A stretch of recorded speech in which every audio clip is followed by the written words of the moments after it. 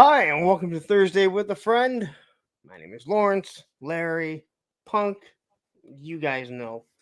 And today, I'd like to give a big shout out to my special guest, Largo from Largo's Lair. How are you doing? I'm feeling special. I'm doing good. How you doing? I'm doing good, man. I woke up on this side of the dirt, so can Nice. we complain? Um, Yeah. I may have picked the wrong day to do a new intro, as I have a feeling everyone's gonna be watching the classified stuff that's going on right now. Because I'm looking, I'm like, how come no one's here? What are we missing? I mean, how many things can you talk classified, right? I That's mean, it. that's not I talk that much GI Joe. Yeah, it's not my bag. I appreciate some of what Classified's doing, but it, I like the 12-inch fuzzy head kung fu grip guys. I like the Real American Hero. I tried Classified. I just couldn't get past some of the bendy weapons and some of the joint issues. Uh, but I to thought each you their. were more of a 1/12 guy. I was. When I first started collecting again, I was totally just 1/12. And, you hang out with people, they rub off on you, you pick up, bad habits. I started hanging with some guys that are doing a lot of restorations on the vintage Joes. And it got me thinking, it's like one of my first toy memories was the Land Commander with the eagle eyes, the old GI Joe from that transition area where they were going into the last embers of the 12-inch guys. So I got a little nostalgia bug and I started picking up some of them. And they even warned me. Uh, you can ask Ed, he's in the chat. He's like, dude, if you buy one, they're like freaking rabbits. You will have 12 before you know it. And it's like, I'm up to, I don't know, 20 or so now. You know what? It's yeah. I think we all know how that is when we you pick one thing up. It is, you know, when it comes to collecting in general, if you have a collecting bug, it doesn't matter if it's toys or skateboards or spoons. Like if you have a collecting bug, it's I've always said like collectors should not have children because Yeah. you will feel you have to complete something for your kids, and your wife or significant other will be like, they don't care, and you'll be like, no, it doesn't matter, they're missing this one, and they're like, they don't care, they don't know. Yeah. My stepson has absolutely zero interest in the toys I collect. He's into like Minecraft and anime. Other than that, it's like, he didn't care.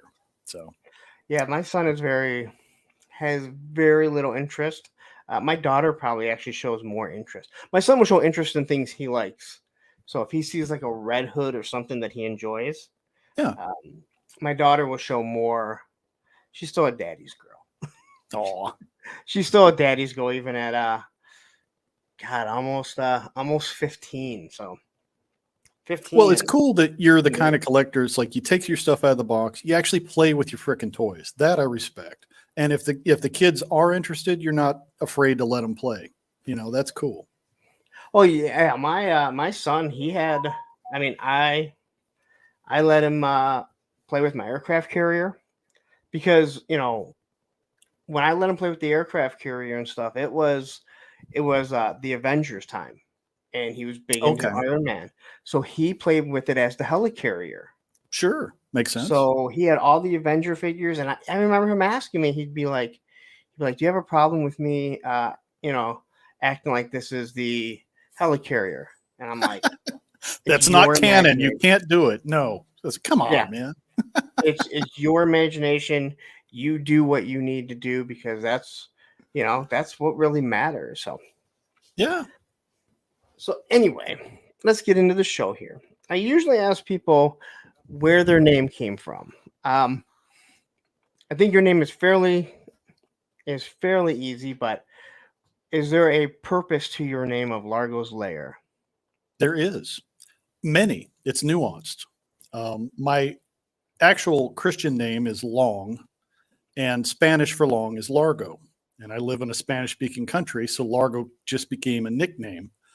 I'm tall, which is alto, but long is the joke. I'm long. So Largo's Lair was actually something I picked up from an old Bond villain. There was a Bond villain called Largo, and he had a lair. I was like, that's catchy. Yeah, Largo's Lair. I'm digging it. So that was the name. So your name is Jim Long. Yeah. It gets worse. The middle name's Dexter. What isn't Jim Dexter? Yeah. So you probably But heard Long. Dexter's Den didn't have the right ring to it. I like Largo's Lair better. So I'm guessing Long Dong Jim was probably something that came up a lot as a kid. Oh God, yeah. You name it, I've heard it. It's school ground stuff. Well, you know what? I went by Larry, and the fact of how many people thought that it was funny that Larry also rhymed with fairy or Mary, and you're like, well, that's pretty original there. Yeah. Those are the types of things you're just like, I don't have a problem, but like have something more original. Even Yeah. as a kid, you realize like It's like it's that's okay if not. you insult me, but put some thought into it, man. Yeah, exactly. That's exactly exactly how I felt about it. Like, put some effort into it because this is ridiculous that you can't do better than that. That's it. So, do you mind me asking how old you are or what age range you are? I don't mind. I don't. Age is just a number, baby. I'm only as old as I feel. I just feel freaking old. No. Tomorrow, on Groundhog's Day, I will be 53. Yes, I remember when we were talking. I think it was for the Christmas show. You had mentioned that you watched Groundhog Day. Yep. Every day on your birthday, and I was like, "Oh, you know what? We need to do that movie and have you on." So, that would be cool. And I'm like, "Oh, we should do a special one," but then life gets in the way, and you totally forget things that you said you were going to do. So happy birthday, happy early birthday. Well, thanks. There's always a chance we might still be on when your birthday hits. Kind of, yeah. I've learned that from people who hang with Oz. They do like the marathon hangouts, which I'm cool with. As long as my keister doesn't fall asleep in the chair, I'm good. I can say that even before I started going on streams with Oz, I run long. I cannot shorten videos up. I just go into too much detail. I talk too much. The streams, when I started doing the streams, I think it was an hour and 45 minutes I started, and it's slow. I don't want to say slowly got longer. It hit almost 3 hours pretty quickly, and Matthew was like, 3 hours is a perfect time. Like that is a perfect amount of time for people to get into it. And just get to enjoy what you're doing and everything. So that's really where the 3 hours came from. I shoot for like 45 minutes because I feel like that's about the amount of time people can take and carve out to pay attention to stuff because, everybody's got stuff to do. And there's so many different channels doing stuff. It's like I don't want to step on anybody. So 45 to an hour is kind of my sweet spot. And I would love to say that, but I watch on my stream as more and more people keep rolling in over and over and over. And one of the reasons why I started going past midnight here was because new people at 11:30 that hadn't tuned in all of a sudden are chiming in. And now you get this second wind, and it's just like, I cannot believe that there's still more and more people, not to mention all the people that have been in there from the beginning, just, hanging on there. So, but we could talk like that. But we want to get to know about you. I was going to say, speaking of the peanut gallery, do you want to shout out some guys in the chat? I see you got Yeah, some we can chat everyone here. Oops, hold on, I'm turning up my volume on X. So quickly, we'll stop and say hi to Ed. How are you doing? One of the moderators. We got Nolan, who's always in all of our chats. Thank you very much. Oh yeah. We got the other moderator, Matthew Matson, that is here. We got War Chest Full of Toys. What's up, clowns? I'm in the chat. Hi, Punk and Largo. We Good got name. Fat Trid here. I don't want to hear anyone call him Fat Red FU. It is Fat Trid. I don't know why Veteran. he hasn't changed his name yet. It really bothers me. Being a fine figure, we have Tony's figs here. Not that Tony Romo that is the worst football broadcaster, No. but the one The, that's a the Tony decent we like. customizer. Yeah. We got Travis, Mr. Wonderful here. We got John from Sergeant Reds here, who's already saying nice Nice. shirt. We got Kiwi GI Customs from across the pond. I love getting people from across the pond. He does And some we good got- customs. I've been watching some of his backlog videos. It's cool. Yeah, there are so many good customizers, so many good YouTube channels right now that it's kind of crazy. I will say this though, the more and more I do YouTube, the more and more I find myself not watching YouTube, Yes. or at least not watching toy content. Other than like friends and people that I know, just because you want to support them, you get so burnt out of it. I mean, I'm always on YouTube, but I try and get away from all the toy tube stuff, because you're just like, how many times for- can I hear? For me, it's just time. I spend a lot of time editing. I will never, disregard somebody's, it's like, well, why did it take you so long to put that video out? It's like, because it takes freaking forever to edit a video and get it right. I didn't know that when I started, so I spend so much time editing stuff and tweaking and doing research. It's like, I can't catch everything when it goes live. So I try to catch what I can. I want to make a toy company, just so a toy line, a toy product, just so I can watch you do a video for me, like you did for Delta 17. I was like, that is so good. I want to start my own toy company, just so Largo will take it on his own time and do it. Just do some skateboard decks. We'll do that. That'll be cool. Oh man, it's all too much work. Like, it's too much. So, being 53, or about to be 53, don't want to throw that out there just yet. I really stopped counting after 50. It doesn't matter. I stopped counting after. Yeah, I don't care. It's just another day. People are like, "Are you working on your birthday?" I'm like, "It's just another day." I mean, Yeah. I'm not a kid.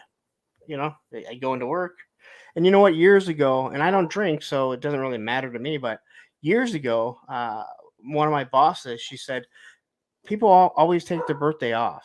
You take the day after your birthday off because you're going to go out and celebrate.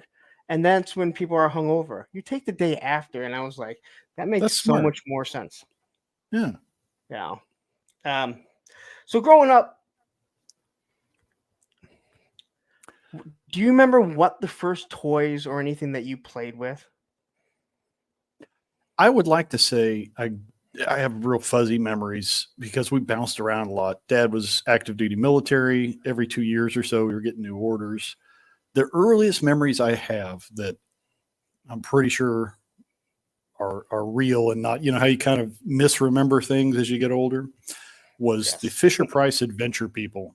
I remember Christmas or birthday, I got like the safari set that had like the Jeep and the guy with the cool hat, the animals and stuff. And man, that was awesome. I had a lot of the Fisher Price Adventure People stuff as a kid. And then getting into the 12-inch Joes, those started showing up. Mego Star Trek, Mego Superheroes. So it's kind of a menagerie of stuff over the years. Micronauts popped in there somewhere. I know I've heard you talk about Adventure People numerous times. And I don't talk about little people. I'm not going to make any short jokes tonight. Oh no, that's for Ed. That's Ed's. Yeah. That's Ed's place. I know I've heard you discuss it numerous times, Adventure People, and I like that blue and white boat and the Ocean I Explorer. had that. Yes, I had that, and I got so much use out of it. It did Oh yeah. float for a bit, and then it would eventually sink. Yeah. But it had that wheel on the bottom, so you could play with it anywhere. Yeah. And it worked And with your Joes. It was the right yes, scale. and I remember looking it up just recently to see just how much one would cost, right? And then I completely forgot about the little yellow submarine that came with it that they like Mhm. laid flat on. I totally forgot about that and how much I played with that thing because that was one of those things that it went on the water, but the way that the back looked, I also use it as like jet, so it could also fly if I wanted it to. Sure, But why not? I played with that like crazy, like and again, one of those things where like, why did I get rid of it? Like, I didn't get rid of any of my GI Joe stuff, but everything else is gone. Like, there's nothing left of anything that I had. I don't know why I would let it all go, other than I know why I wouldn't let the GI Joe stuff, but I don't know why I wouldn't have just said don't get rid of anything. Well, I had the unfortunate pleasure of having folks who believed in holding on to things loosely. And because we moved constantly, it was like everything hit the garage sale, whether I liked it or not, as a kid growing up. So none of that stuff's survived. Um, yeah, I kind of started collecting again a few years ago, and then I decided to become an expat, and I sold everything off and went minimalist for a while, and then I got the bug again and started collecting. You know, you can't stay away. No, it does not go away. It isn't. I truly, being a collector of anything, like we mentioned, it's in you. Like you're gonna collect. You're gonna find something. It's like it's. I don't really. I mean, I hate to compare it to a junkie or a druggie, but they're gonna find another drug. You know, you get them off one, they're gonna move on to another. Yeah, And we'll get into that because I often discuss comics and how I think I as a was lot gonna of people get say. a little bit older, it's like comics are like kind of toy, but you can get away with that. But so, Well, what do you we remember? you and I were probably into comics when they weren't cool or mainstream either. You know, so Yeah, I mean the GI Joe stuff, the Transformers. I got into it like in the '90s when everything was a number one. Spent a lot of money on comics that are oof. worth nothing today. Um, yeah, Yeah, I got into them more in the '80s. Well, even more than that as a kid. You know, you always had the spinner racks at the local 7-Eleven or wherever. And I'd grab random issues here and yes, there. Loved them. I I love. didn't start collecting comics until comic shops started popping up. And it was like, whoa, you mean I can get all these back issues that I missed? Sweet. I have the GI Joe 21, the silent issue. Hmm. Yeah. I did. It's so beat up. It never had a cover on it, because I didn't know. Like I didn't even know it was special, and Yeah. it's actually more special to me now because how many times I read through that, and the spinner racks at 7-Eleven playing a video game. We played the wrestling video game. We'd go up there. So yeah, yeah. Um, So do you remember like the first toys you really got into as a kid? Like playing with like what was your first thing that I know we talked about little people, but like 5, 6 is when you really start kind of was there anything that grabbed that you were like, this is what I want? I would say I was mostly hardcore into the Mego superheroes, Batman and Robin, Superman, Spider-Man, that whole gang. The 8-inch guys with the cloth suits. I was really heavy into those as a kid. Really enjoyed those a lot. And then things started to shrink down in the '80s. I got into Star Wars, but I wasn't like hardcore into it. I didn't see the first movie in the theater. I saw Empire, but in '77, It wasn't really on my radar. So my first experience with Star Wars was like the book on tape. I think I got that for Christmas. So that's how I learned about Star Wars. But I had some Star Wars figures given to me, and I just played with them. With just the adventure people or whoever was Yeah. kind of in that scale. They just were whoever, just random people. No, I know you said you moved around. Was there any place like that you settled down for a long period of time, or were you just base to base and Base to base, I'd say we spent the most time near and around Camp Lejeune, North okay. Carolina, because my dad was a hospital corpsman, And so he was constantly stationed with the Marines because All that, right. that's their, for those who don't know, a corpsman is kind of the equivalent of what an Army medic does in the Army, but they do it for the Navy and the Marine Corps. So in Vietnam, when the Marines were in the thick of it, people like my dad were right there with them, So tough times. My dad is a Vietnam vet. He doesn't talk about it. I don't ask. He saw some rough stuff. I respect him, and I would love to know more about it, but it's not a subject he's comfortable with. So it's like, all right, you know, I have found in my adult life, when you talk to people that have seen actual combat, they most of them do not want to talk about it. that's true. It's the people that have never seen combat that seem to want to brag about it the most and talk about it. That is a sticking point with my dad. He has a family friend, somebody he's known for many years. He served for like a hot minute in the Air Force, Chair Force, whatever you want to call it. And nothing against, legitimate career Air Force guys. This guy wasn't that. He was in, he, did the minimum time, got out. But it's anytime somebody says, thank you for your service, or there's any kind of veteran thing, he's the first guy to stand up and say, well, I served. It's like, yeah, you served for like 5 seconds, dude.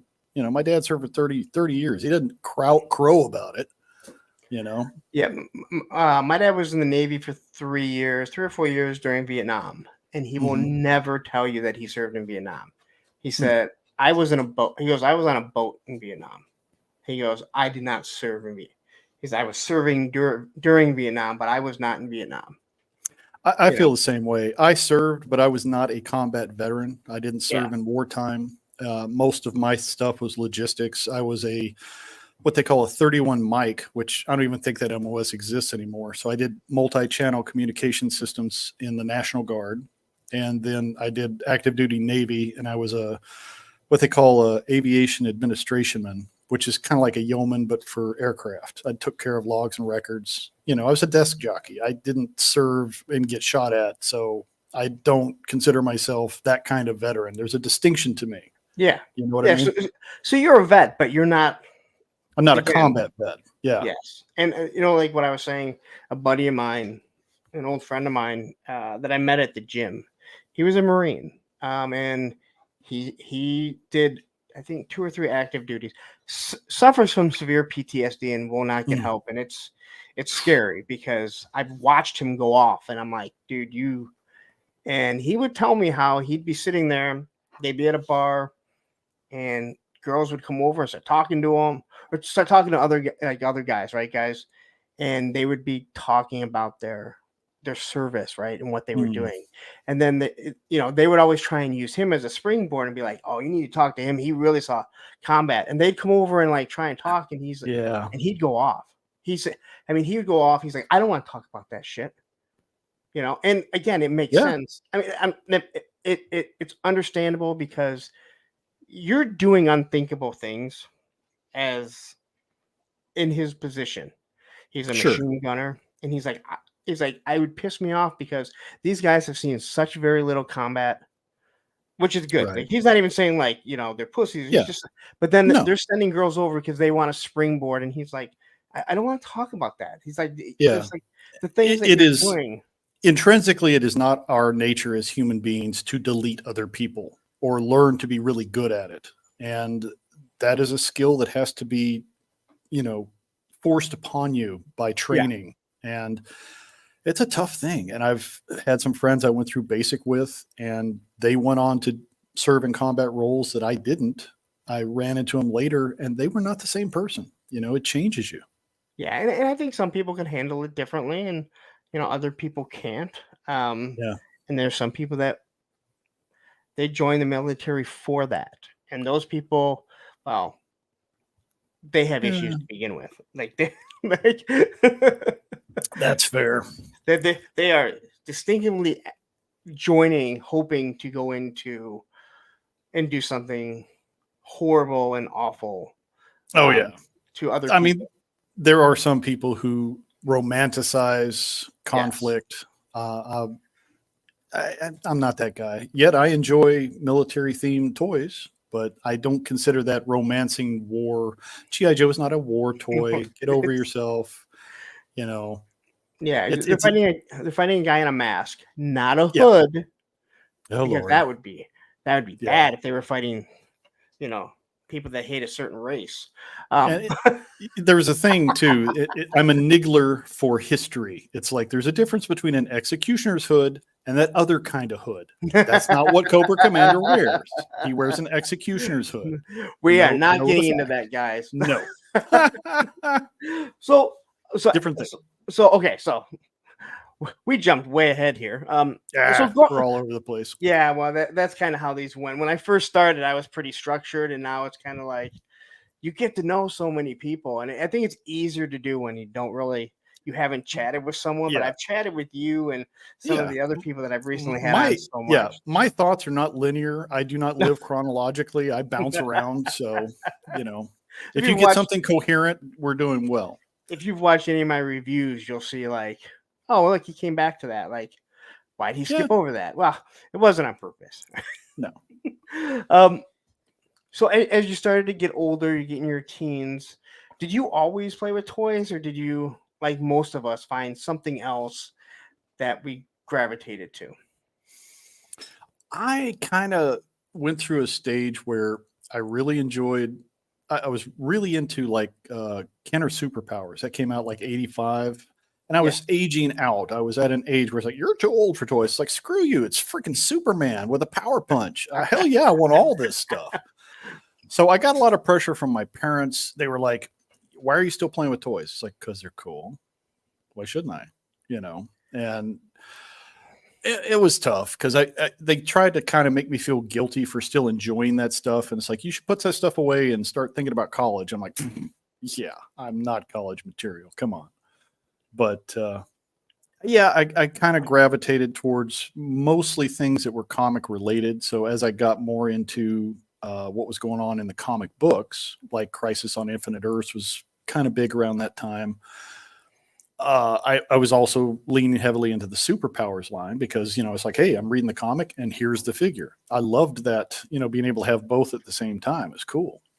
So beyond that, I started getting into music like most kids do. And as I started getting more into music, the toys were less and less, but yeah.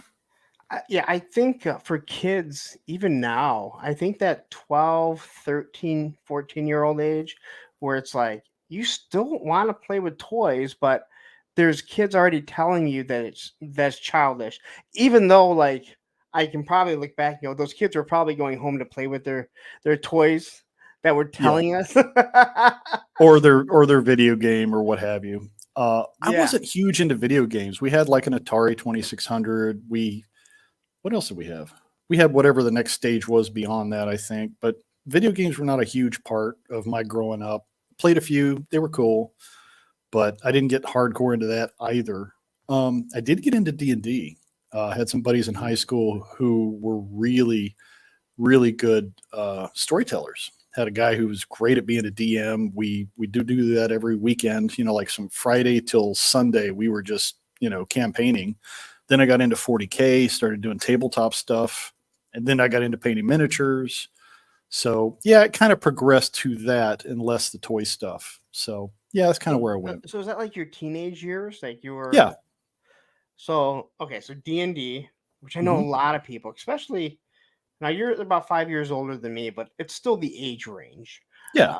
A lot of people got into D&D. I remember if you're up in the Midwest, there's a place called Meyer, and they used to be open 24 hours.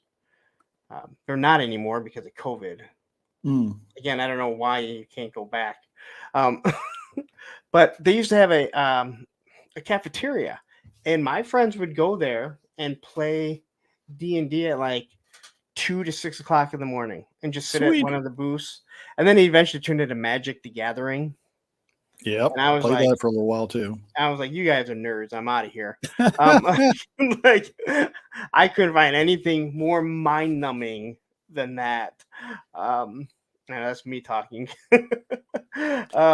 We kind of use Magic as like the in between. It's like if we're in between campaigns or we're not set up to do D&D, you can pull out the Magic cards and just do a quick game. It was kind of brainless. You know, it was just something to do to hang out. If we weren't watching Monty Python, we watched a lot of Monty Python movies.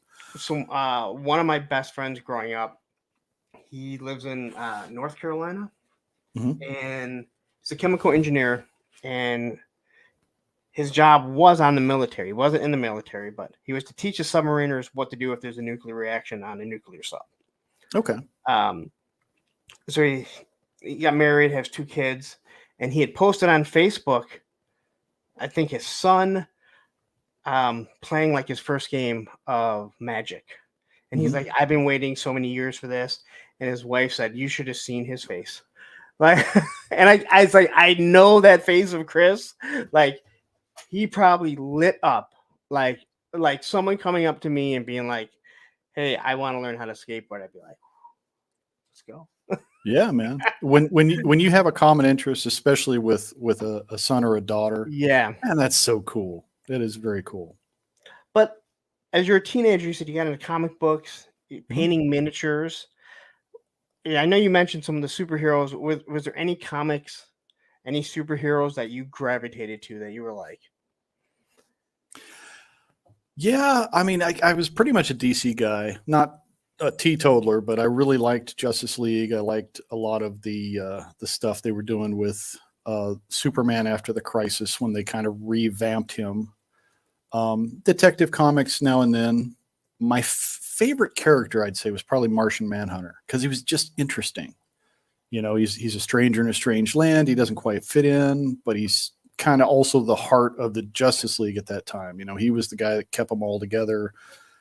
So yeah, I think Martian Manhunter probably was like one of my favorites. He even had a couple of solo comics, like some 4-issue miniseries here and there that were kind of cool.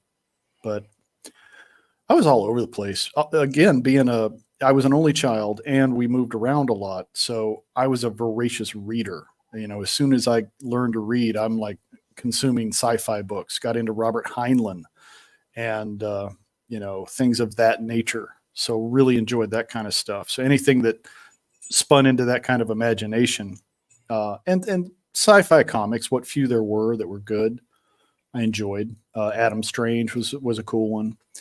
As far as Marvel stuff, I mean, you know, the usuals, Fantastic Four, Spidey, that was kind of the main ones I would gravitate towards. Later on, I got into some of the more alternative stuff like Dark Horse when they were doing yeah, their Aliens and Predator, um, Vertigo when they were doing Sandman, and just some of the cooler tales that were more adult themed. yeah, it's I think I was, I was never a comic book kid till the 90s. Mhm. I played with I would get the GI Joe at some pick out the Transformers. But when I see like my older comics, I think that it was more Marvel because Snake Eyes was their cover, like Oh that yeah, guy in the corner for the longest time. So you see that, you think it's somehow associated. So I think Marvel was always for me. I've always liked Marvel more as a there teen. were a couple of Marvel comics. They weren't mainstream though. I really enjoyed ROM, Space Knight, and Micronauts. They weren't, you know, like long runs, but I really liked the stories. I wish they'd bring those back. My buddy Gojitron said that they've just recently worked out a licensing agreement so they can put those reissued as graphic novels. So I'm looking forward to that because I haven't read them in ages, but I liked those stories. Again, it's that sci-fi thing. Toy, I gotta say, like you said, your daughter is obsessed with Spider-Man movies and MCU. We have went to a lot of the Marvel movies. We as a family used to, even after my ex and I split up, we all used to go to all the Marvel movies. Uh, Actually, we used to go to all the superhero movies. It's kind of faded because now it's kind of like some of these are gonna suck and Yeah. they're not worth it to But, you spend the know, money for for the us, poor people. especially, you know, growing up in the 80s and 90s, superhero movies sucked. We got Blade, that was good. We got a really horrific Captain America that was just cheesy. I don't even remember that. It was I mean, so I've bad. seen it since then, but I've seen Yeah. clips of it, but I don't even remember it coming out. Yeah, it's like they tried. The best we had was like Lou Ferrigno as the Incredible Hulk on TV. That was probably the best Marvel crossover thing that we had out of the comic books. So when we saw, things like the MCU, when Iron Man hit, and how they grew, at least in the first 3 phases. After that, it kind of went to crap. But there's some. I still enjoy the movies because I can go in and just watch them for what they are, just a movie, and understand that they've grown into such a diverse galaxy, I guess you could say. But those first movies, when you say like Thor was the worst one, and you're like, it wasn't even that bad, and you're like, yeah, the worst. The worst Marvel movie at that time was probably the best DC movie in the Snyderverse. oh That yeah, like some of those were just so bad. Um, yeah. There's a lot of heartburn there. I mean, I had Superman the movie in the late '70s with Christopher Reeve. We had Batman '89. That was like, it was like, okay, now DC's finally doing something, and then they just kind of went sideways. It just yep. never went anywhere. And again, Oof. I keep looking at the DC, and you're like, you have the 3 most popular superheroes, and I still believe they are: Superman, Wonder Woman, and Batman. I still think they're Yeah, the 3 most popular. Not Spider-Man, not Iron Man. I still think those 3 are, and you cannot figure out a way to do it properly. I drives mean, me you'll do crazy. 1 or 2 good, and it seems like Batman because he's grounded. But I've always thought But DC works better in animation than yes, in live action, and I think a lot of it has to do is because they're so overpowered I that was going to say, really, when you Grant Morrison, which was a Scottish writer who did a lot of DC when I was reading, he did JLA and a couple of other things. Very out there, esoteric kind of guy, and he said, "This is our modern mythology. It's like these are our modern gods," and he set them up when he did JLA. He said, "This is the pantheon." It's like there are 12. You've got Superman is kind of like Zeus. You've got Wonder Woman is kind of like Athena, and he just went down the line of comparing them with Roman and Greek mythology, and it's like, okay, yeah, I get it. It makes sense.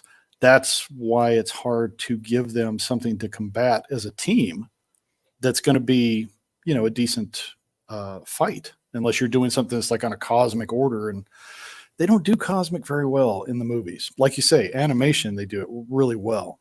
yeah, But I think their animated movies are amazing. And then you yeah, look at the Marvel, it was like the exact opposite. They weren't yeah, awful animated, but you're like, eh. But I think the way Marvel was able to just combine everything, and a lot of it was by mistake, and a lot of it was just that the casting was so perfect. did work out. My only heartburn with Marvel was that they didn't have because They Marvel didn't. went through bankruptcy and all kinds of Yep. problems, and they sold off properties. If you're going to do an MCU, it should start with the Fantastic Four. They're the first family. They're the ones that everything should grow out of. And they didn't have the rights to do Fantastic Four. And then the one Fantastic Four, well, the 2 movies we got, they weren't great. No, they were fun. That's the best way to Yeah. put it. They were fun. But if you were going in as a Fantastic Four fan, I could see why Oof. you might not like it. They screwed up Doctor Doom really bad. That was so bad. I hope he gets a redemption arc when they bring him into the MCU at some point, because they're gonna. Oh yeah, but it is so difficult now with the MCU because you've created this wonderful story, and you can't say like, "Oh, the X-Men were always here." Oh, so they didn't care when Loki was invading New York and Right. threatening the world. They were like, "You know what? Yeah. We don't really care because we need to stay hidden." Well, That if the yeah. world's destroyed, just so you, That was so kind of the problem with introducing the Eternals. It's like, wait a minute, these guys have been here forever and they just sat on their hands? Really? Come on, yeah, that's lame. that was, and they tried explaining it the best that they could. But No. again, at the same time, it's like we don't want to get rid of that story, that lore that we've already put into it because the Iron Man story is awesome. It You is. know, I it's think if they had done a hard reboot right after Endgame and just said, okay, yep, done, let's take a breather, give it a couple years, and let's start again with the Fantastic Four and stuff that's more like what happened in the 60s, that would have been a smarter choice because Phase 4 has been floundering. They're just not good. Yeah, if they owned all the properties at that when they started doing it, then you could have had the X-Men, Fantastic Four. You could have had all these properties in there, and unfortunately, they couldn't. So, and especially when it comes to like the X-Men, like they're a pretty powerful group. The fact that they didn't help out in any of these world catastrophes Yeah. because they're just hiding. And then That's I know lame. there's I a think lot. Allison makes a good point here. We were talking about the Pantheon with DC. It's like I was heavy into comics when the Crisis on Infinite Earths happened, but it screwed up continuity so bad. It's like the multiverse made sense. You had different pocket universes where certain heroes existed, Yeah. and that made when you tried to merge them all into one continuity, it doesn't work. And they had to kill off certain characters. Suddenly, characters who were around in the Golden Age just ceased to exist. I'm like, really? They tried rewriting and retconning, and it's like, please stop. And then we've had a crisis every couple of years. Every time the writer's like, I don't know what to do. Let's just start over. Oh, let's do Flashpoint. Let's do Dark Crisis. It's like, stop. Please stop. Well, it's funny because the old adage used to be there's only 3 people in comics that stay dead: Uncle Ben, Gwen, and Jason Todd. Well, yeah, And, technically. and I don't know if Ben's come back, but I definitely know that Gwen and Jason Todd, Red Hood, have been back because my son Right. actually loves Red Hood. And it's like, Oh. all right, so nobody stays dead. That was a big thing. Like you said, you got in the 90s with Frank Miller's work with The Dark Knight Returns and with Batman Year One. People all of a sudden, it's like what he did was good, but he was with Dark Knight, he wasn't trying to change comics. He's like, this is the end of his career. This is almost an Elseworlds tale. This is in the future. But for some reason, everybody's like, okay, make it dark and broody, make everything black. Everything's black now. Everybody's wearing dark stuff and everybody dies. And it's like, why? Why are you doing this? That is what, okay, so I've said there's only 3 people that should ever don the cape and cowl. Bruce Wayne, Dick Grayson, and Terry. For McGinnis. Terry Batman McGinnis. Beyond. That's Batman fair. Beyond is so good because it just takes place after he's no longer able to be Batman. Yeah. And I love that series because everyone's not everyone's died off, but everyone's pretty much moved on. Like they're either, in the police force, they're retired. Right. And I remember watching the TV. I remember watching the cartoon, and Terry says something about being Batman, and Bruce Wayne says, tell that to my self-conscious. Like no matter how you look at it, he's always looking at himself as Batman. And when it was explained to me, listen, Bruce Wayne is his alter ego. Right. It's everyone else, Clark Kent, like it's Superman. Is like Batman's alter ego is Bruce Wayne. It's not the other way around. He sees himself as Batman 24/7. Yeah, his costume is Bruce he is Wayne. the Batman. Yeah, the costume is Bruce Wayne, and good writers handle that well. To a lesser extent, I would say that's true with it. Well, with Superman, the wearing the suit and all that is the identity he puts on. He's just a farm boy. He's just Clark who happens to be able to do all these great things. So it's really cool when those are written well, when they're actually super friends and they don't make them enemies and try to have them kill each other. Those are good storylines because they work well together because they're so different. You wouldn't think these two, they're an odd couple, but they work well together. So Henri Yu says Ben is alive, a new Ultimate comic line. Because why can't we let someone just die? I don't know. The recent years of comics have just really gone nutso. They keep trying to rehash, reinvent. Now they're trying to put certain kinds of messaging or I don't know what you would call it. It's not good storytelling. That's the crux of it. Yeah. It's like if you can tell a good story, I don't care if it's somebody with purple hair or a particular slant in their creed or whoever they want to hang out with. I don't care. Tell me a good story. I know we're way off track, but I got it. So I always say this, like, we all know what the new agenda with thing is, to put a gay couple in or transgender, and I'm always like, listen, I don't care. I mean, it has nothing to do with people that are transgender or gay. I don't care unless if it evolves the storyline, as long as it makes Yeah. the storyline better. And I don't know if you were watching Supergirl at the time, the TV show. The newer one, the CW? Yeah. So I was watching Yes. Supergirl, and they were talking how they're going to have the first transgender superhero. And I was like, I don't care unless if it actually progresses the storyline. And in the storyline, what it is, it's that, so in the storyline, you have Brainiac, he feels like an outsider because he's not like the other Brainiacs of that, whatever Right. they are, right? And there's a girl that she ends up being transgender. And the whole point is that she was the firstborn, but the powers, because she's an alien, I believe, the powers are supposed to go to the firstborn female. But because she transitions, she gets the powers, and her sister, who's younger, has animosity towards her, right? Hmm. And Brainiac and her fall in love, and he's like, you can't understand like what I'm going through. And because of everything that she went through, she was able to like associate with him and explain, like, I do understand this. And I'm like, that made it work. Like, You actually made it part of the yes, storyline. it made That sense. works. It wasn't Yeah. just like, here's a transgender person, she's a superhero. Well, why? I don't care. Like again, I'll say it again. Star Wars. They really want to put a gay couple in. Why? There are two relationships in Star Wars that matter. All right, Han and Leia, and Anakin and Padme.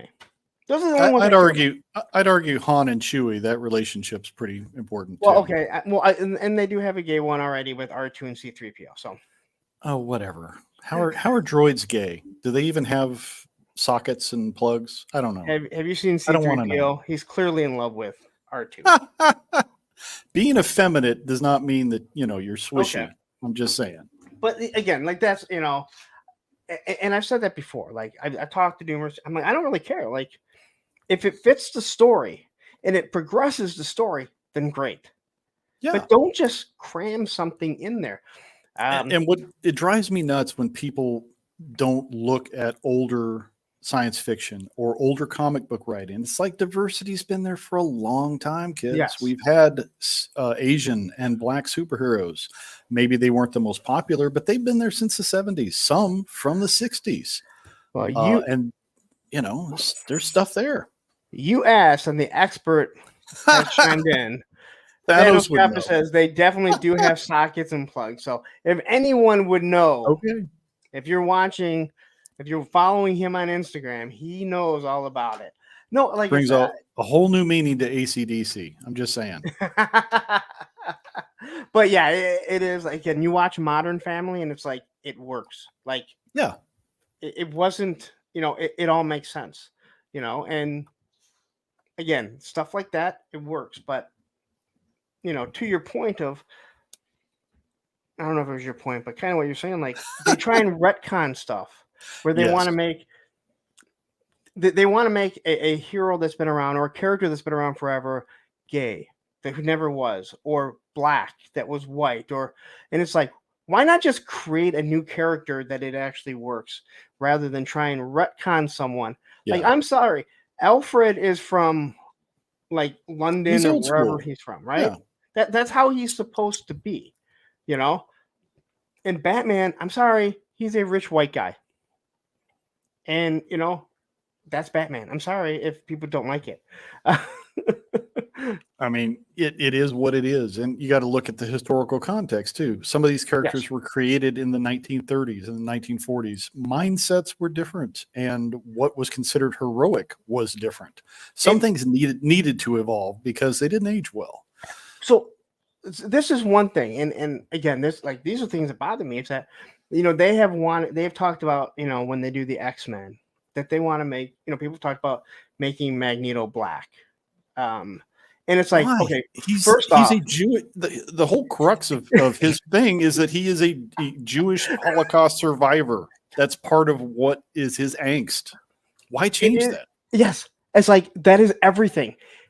The reason why he believes in Homo superior is because of what happened in the concentration camp. Now, don't get me wrong; it's hard to explain it now because the 1940s are a long time ago.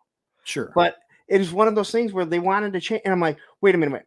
His whole character is because of him being Jewish and in the concentration camps and watching what happened to his parents and everyone around him. And then he ends up with these powers where he's just way more powerful than any of them, And it's like, why would you want to take that away?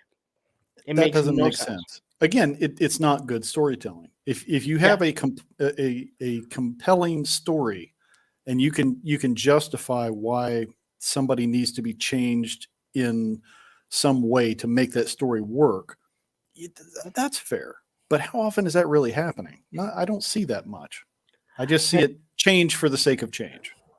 Thanos says Magneto was de-aged into a baby at one time, so he is one of the characters that can still make sense. Listen, they could have made it made it easy and just said, hey, some mutants age much slower than regular humans. Yeah, especially considering he's like Omega level. Yes. They're a different thing, So that was anyway. Yeah. Enough about. we could definitely go in the weeds on comic book lore. So I will say this, just to cap that off. There are some changes that are good. For example, I've been doing some research on the Crimson Avenger because that's a video I'm putting out soon. He was a Golden Age hero. A lot of parallels with the Green Hornet. And a lot of people know Green Hornet and Kato because of Bruce Lee playing him in the television show. The Kato character, originally as he was on the radio and in the early comics, he was just a stereotype. It was a really bad Asian cliche. He has changed. He has evolved, and other writers who picked him up fixed that. And that was something that needed to change because it wasn't well done originally. And like to piggyback on that point, when the classified team introduced Spirit, a lot of people were mad that he didn't have the red sash or whatever it is. Native Americans wear. And one of the reasons why was they said when they did that, they just mixed all the Indian cultures together. Ooh, yeah, that's not very sensitive. And Lenny said we wanted to pick a specific tribe or tribe. people. That's it. Yeah. We just talked about this, and I used probably every single word that was wrong. But they wanted to pick an actual tribe that he came from, and that makes sense. And focus on that. And people are still upset about that. And it's like, I understand what you were doing, but they're like, hey, you know what? He should really come from one tribe. Yeah, and I will say that is one of the better classified figures. I think they did a really good job when they translated him and changed just a few things, but it's like who that is, and it's a good sculpt. The accessories are good. That was a good character, and I like that one in classified. Yes, J. Astro. So, as you become a teenager, you got into music. I know we've talked about a lot of stuff. I was very impressed when I was on your show that you knew you knew a lot of the stuff that I threw out there. What kind of music did you gravitate to? It changed from time to time. When I was first getting into music and really paying attention, I'd say long-haired bands like Van Halen. Like one of the first albums I really got into was like Diver Down. Even though it was before my time, really, I started going through and picking up some old tapes. 1984 turned me on to them, and then I started buying their older stuff, and I'm like, ooh, yeah. Everything that was popular in the oh Lord, yeah.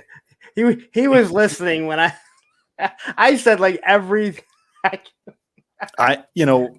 It's a touchy. It can be a touchy subject because I am like many Americans who grew up in certain parts of the United States. I have like a thimbleful of Cherokee in my bloodline. I'm not enough to really say anything about it. I would certainly not, push like some politicians have of saying, "Well, I'm indigenous." Like, no, you're white. You might have had somebody in your lineage, but that's not the same thing. Don't do that. That's disrespectful. But I have friends who are part of the tribes. I've been invited to sweat lodges. I've had huge feasts. They do really good feasts when they just put it in the ground, let it cook for a couple days. Oh man, so good. I love the culture and I respect their lineage, but you have, when people get into, what's the buzzword this week? It's like cultural appropriation. It's like, no, Oof. I can appreciate a culture, especially if I'm doing creative writing. If I write about a fictional tribe, I'm not pulling from any particular tribe. I'm not disrespecting a culture. I'm not stealing. I'm saying this is part of our folklore, kids. It's how we Yeah. write. So uh, some of the arguments irritate me. um, so you get in a hair metal band. Yeah, I got into Van Halen is like top of the list for a while. I was into a lot of the heavy guitars, long hair. Then I kind of went into a darker. I wouldn't say emo. I don't know what you'd call it, but started wearing a lot of black. Got a trench coat. Listened to Depeche Mode a lot. I was in a very depressed stage. KMFDM. Trying to think of some other bands that I was like on my playlist at the moment. Anything dark and brooding and with a heavy beat, I was there. Then a buddy of mine, when I was like last year of high school or first year of college, introduced me to Yes, the classic group. It was when they did their union tour where they had like members from the old band and the new band came together sometime late 80s. I don't remember exactly, but one of my buddies actually was on a plane ride and met John Anderson, who was the lead singer at the time. And they, struck up a conversation on the plane. And he's like, "Yeah, we're doing a concert there in Pensacola. Yeah, give me your details and I'll get you some backstage passes." So he invited me to go with him. I went backstage, got to see him rehearse the night before, got to come back and see the actual concert. It was freaking cool. So I started getting into Yes and started looking into more classic rock at that point. So it's event driven. As things would happen in my life, my music taste would change with whatever I was exposed to. That makes sense. Oh So I've no, listened to a lot of different stuff. I find it very interesting to see what gets people into music, because I know for me, and I hate the shocker to people. I hate pop music, like especially new pop music. I like 80s pop. I hate auto tune. I do. Um, I have a great respect for anybody who can play it live. If you can play it live and it sounds as good as it did on the album, then you're an artist. If you have to be auto tuned in the studio, you're a karaoke singer. Come on. Thank you. I say them, people jump down my throat, and I'm like, okay. Yeah, somewhere in there was a punk phase too, because I really got into like the Dead Kennedys, the Butthole Surfers, and all that kind of stuff. I don't know. Somewhere in college, I got into that. I don't remember exactly when. It just kind of merged in and out. And like for me, like okay, so I talked about, I'm not saying there's no music like this that I can't enjoy, but for me, music I have to, it has to mean something. Like when I hear the lyrics, it has to mean something coming. Like I could actually see myself singing that or thinking that, and that's why like for me, punk music has always resonated with me. Hardcore music. I like the sound of metal, but you read the lyrics of most metal and you're like, this is awful. This is so Yeah, stupid. Um, that's true. and I can't read a rap lyric. The older rap I enjoyed, but a lot of the newer stuff and a lot of what we see on, uh, I can't believe some of the music that actually gets played on the radio. The Um, earlier days, like Houdini, I liked. Early days of rap was good, in my opinion. And when it became more gangster rap and it became Yeah, more about the thug life and all that stuff, and I can I understand couldn't even that. relate to it. You know, it Yeah, just didn't. and again, I can like some of the sounds of certain things. And 80s music, let's again, full transparency, 80s music means absolutely nothing, or it's a love song. All right, I mean that's all 80s was for the most part, right? I will But agree to disagree because I'm a big fan of 80s music, but no, I love 80s music, but okay. I'm saying it's either a love song or there's really no real meaning to it. Again, I was into Depeche Mode. There was some deep, dark meanings in that stuff. But I'm talking The 80s art. pop. I don't think Okay, of yeah, Depeche Mode as yeah, 80s. I'm talking 80s pop. that's fair. Yeah, You pop is know, just bubble gum. and then There's not. you get Yeah, in the 90s. Like I saw the okay. sign. Really, like what is that really about? All right. Traffic. I don't know. I saw a sign. I don't know. um, but yeah, so like for me, like it always has to mean something, and I don't think people realize like that's why I love punk so much. And it's like, and people are like, oh, it's just them screaming. It's like, and we talked about it when we did the playlist, right? It's like Yeah, read those lyrics, like there's songs of suicide, there's songs of society, government. a lot of working class angst, Yeah, especially the stuff that was coming out of Britain. I mean, these guys were having a hard time. There was no jobs. There was no opportunities. They were angry, and it came out in the punk sound. yep. A lot of them didn't know how to play their instruments at first, but they got better. We talked about that. Like a lot of these Yeah, punk, just because punk is three chords yeah, doesn't mean that they can't play. right. And I found a lot of these punk musicians are really good musicians. Just the music that they play is three chords, Yeah, and that's it. that's like, hey, Jimi Hendrix is one of the best guitar rock people. He did not know how to read music. He played by instinct. So you can learn to play and not know how to play classically or Yeah. know how to read music. It does happen. So, so that's your music. Did Yeah. you get into sports or anything? You don't seem like a sports guy. I'm not really a sports guy. I was into like the only sport I participated in was cross country running when I was a kid because I've always been tall. So How I have tall are long you? legs. I'm 6'3". Although I'm getting older, so I might be shrinking, but 6'3" most of my life. So I was pretty good at running. I had a long stride. I did that for a while before I became a chain smoker. I could actually run. Um, but the only sports I really liked was I liked watching women's volleyball for obvious reasons. Other than that, I could care less. I don't care to watch a bunch of sweaty men in tight pants run around with a pumpkin skin. It doesn't do anything for me. you You know, know, I so as someone who got into bodybuilding, I don't know. It's wrestling, bodybuilding, obviously. When you sorry, see, I was looking at JLS. It's like, yeah, I was deep in the thug life, man. That's right. but I do understand you, and we recently talked about it. Um, I'm like women's gymnastics, Hell yeah. women's ice skating, and now I have this fascination with. Well, since my Instagram got nuked by some a-hole on an island, Uh, yeah. it's taking me time to build it up. But It's I've so liked. petty. It's just petty. It And you know is. what the worst thing is? What caused it to get nuked was me calling him out because he said the new Mace Windu head was Right. Doc. And here comes Doc. And of course, I made my comment today. Um, but Mm. uh, I followed all these like dancers Mhm. because I'm like fascinated with these people that just And stop and dance. And I'm like, and it was literally yesterday. I'm watching one of them, right? And there's like two of them, and they're synchronizing in like a mall or something like this, right? Or on a parkway, right?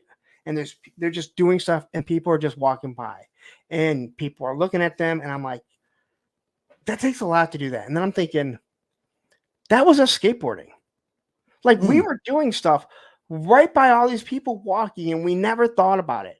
And It's that's no, that's a fair point you bring up, Lawrence. There's a lot of sports that aren't recognized as true athletics. It's like it takes a hell of a lot of muscle control to be a skateboarder. It takes a lot of balance. It takes, surfing, whether doing gymnastics or ice skating. God.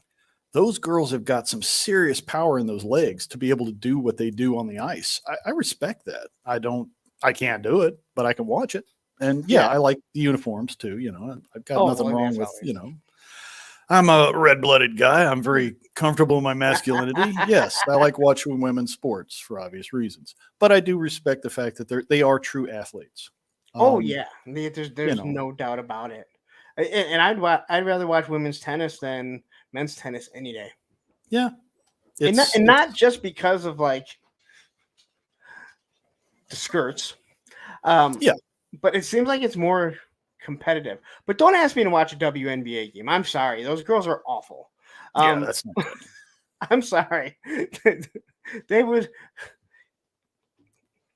I'm not going to get into it. I will go down a road that will surely get people super pissed at me. So Yeah, we're just gonna I skip that. there are certain sports that are just boring to me to watch. I have guys here who Soccer. constantly want me to get into football. We don't do soccer. We do football. Come watch your football, Largo. It's like I don't care about the little ball going up and down, man. I don't care. If you want to hang out and drink beer and watch the game, I'll drink beer, but I don't care about the soccer game. I mean football. Whatever.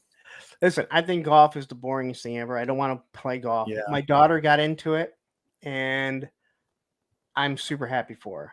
She seems to be enjoying it. And I'm like, good. Hey, I don't like her mom had this idea, and that's how she got into it. And that kind of bothered me because it was like you decided to push her into this. She really had no urge to do it. She never brought it up, but now she's enjoying it. And I would make jokes, and Yeah, my it's ex would like be like, "You got to stop making jokes." And she takes it personal. And I talked to her, and I'm like, I'm joking. She's like, "I ain't that, Dad. Like, yeah. that's our relationship. Like, she I knows it." One of the few duty stations I really enjoyed as a kid, my dad was stationed in Scotland.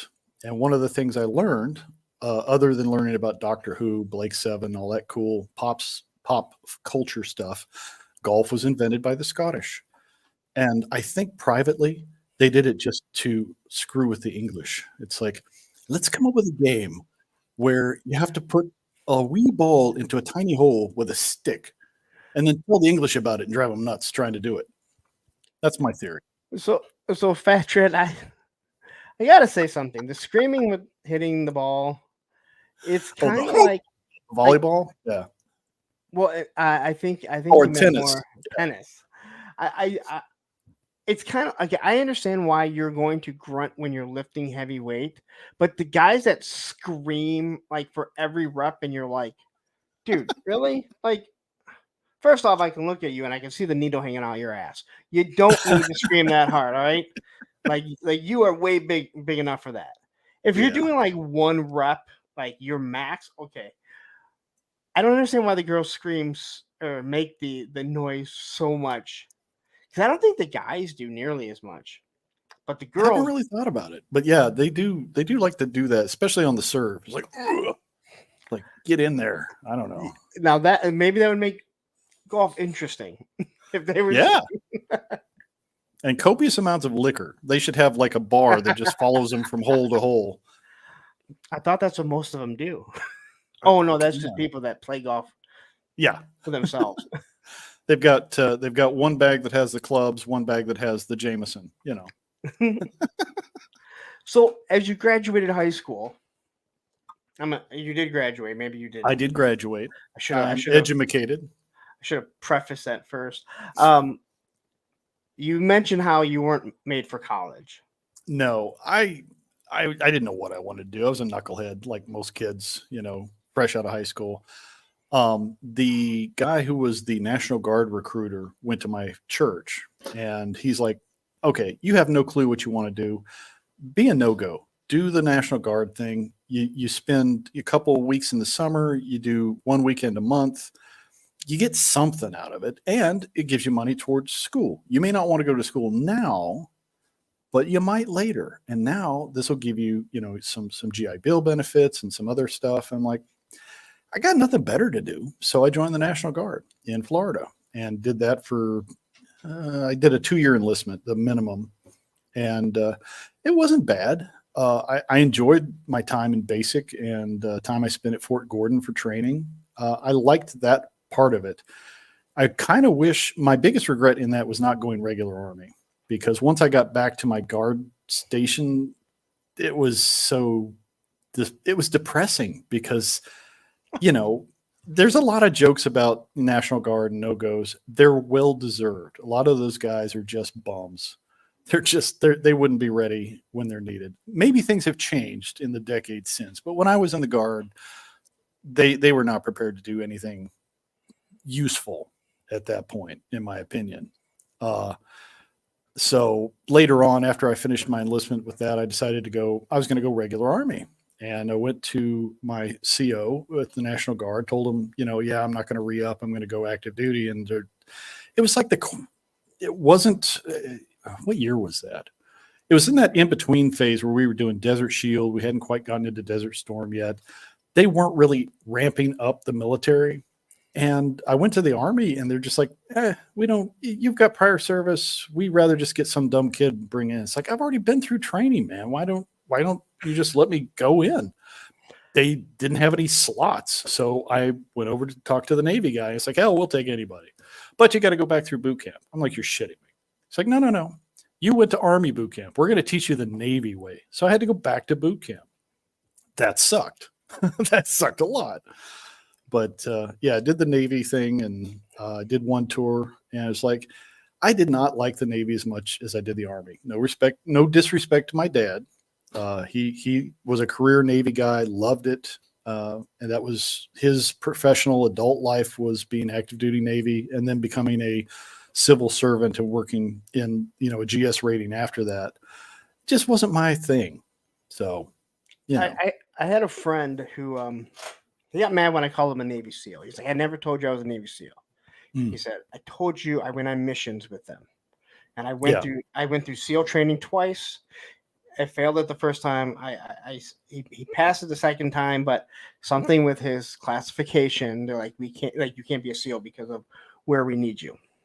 But he went on missions with them and other special forces. He's told me like a bunch of different stuff. But he said, when you go in the Navy and the Air Force, they are testing you to give you a job, and then they're going to train you to be a seaman or airman.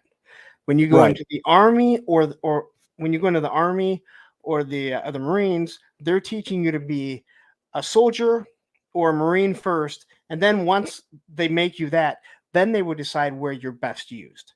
And that's true. It's the exact opposite between the two of them, where the Navy and the Air Force, they want someone that, like, they're going to find the job for you. And then after that, they're going to teach you what you need to know to be a sailor or an airman. Yeah, I would say with the Navy, it was much more challenging psychologically, at least in boot. And in actually being active duty, there was a lot of politics I did not like for advancing in rate to become a petty officer.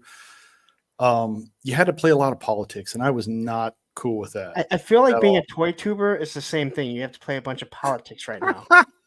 Yeah, in certain circles. Hey, listen, I would agree. You hung that not the guys we hang with, but there are some right over the plate, and I just had to knock it out. Like, it was screwed for me.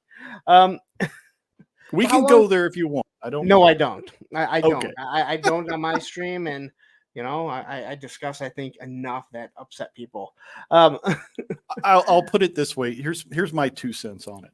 There are circles within circles. So there are toy collectors, and they have a certain group based on what they're interested in. There's guys who are into Motu. There are guys who are into Joe.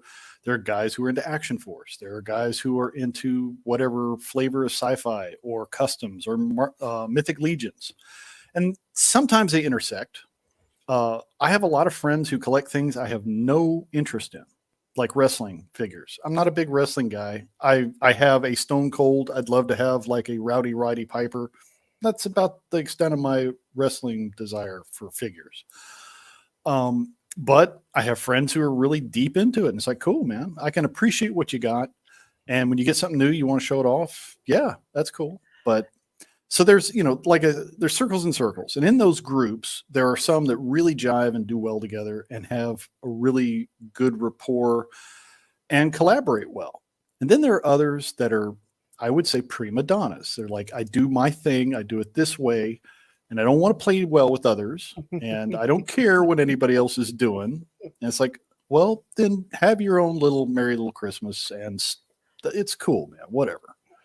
I prefer people who like to collaborate like you, just, can hang out, if you want to throw some cheap shots out there or, put some zingers, it's in fun. Nobody's getting their feelings hurt. It's I mean, again, anyone that's been in my stream realizes as much as I dish it out, I clearly am taking it. But I got to say that this was a couple months ago, and I was thinking about all the inner circles in this toy tuber community and all the infighting and all the stuff that's going on. And it's kind of because I'm older, but I looked at, like, when I came into skateboarding, when I came back into skateboarding in the past 8 years, my buddy that I skated with as a kid, he never stopped. And he skated for the modern skate team, or he skates for the modern skate team, right? So I got to know the owner there. And I mean, the owner is closer to my age than I am to his employee's age.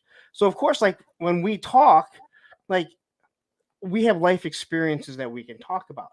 But I got to know the guys on the team, the people that skate, and there's obviously a group. And I'm like, when I start looking at them, like, skateboarding is the same way. It's always been. There's groups and groups. Some of them will mingle. Some will never even say a word to each other because they have nothing. But now, is it a sponsorship thing? It's like, I'm sponsored by XYZ, so I don't like these guys that are sponsored by another team, or some, yes. Okay. There are a lot of people that have an issue with modern skate because of George, the owner. And George, the owner, is George, the owner sounds stupid. George he's done so much for skateboarding, not only in our community, but in the world. Like, he speaks at events and everything. He had like the third, I think the third skateboard shop ever, and it's still going 40 plus years longer. And out of curiosity, I just want to know the lore that I understand, and I'm a guy who likes lore. It was a organic thing that kind of came out of surfing. Guys who were surfers kind of developed skateboarding, and then it kind of went off and did its own thing. Is that accurate? I believe so. Okay. It was taking that 2x4, pounding some steel roller skate wheels onto it, and that's why you see a lot of those old pictures of people. I cannot believe they would even do it, skateboarding down the road barefoot. Oof. Which, again, that doesn't make sense in any time or place. Yeah. It's like riding a motorcycle with no shoes. It's like, yes, I know the Flintstones did it when they ran their car, but it still doesn't make. I would say that's pretty much it. But it became, that's why it was called sidewalk surfing, and a lot of it was riding the banks and riding pools. You had what it kind of imitated waves and stuff.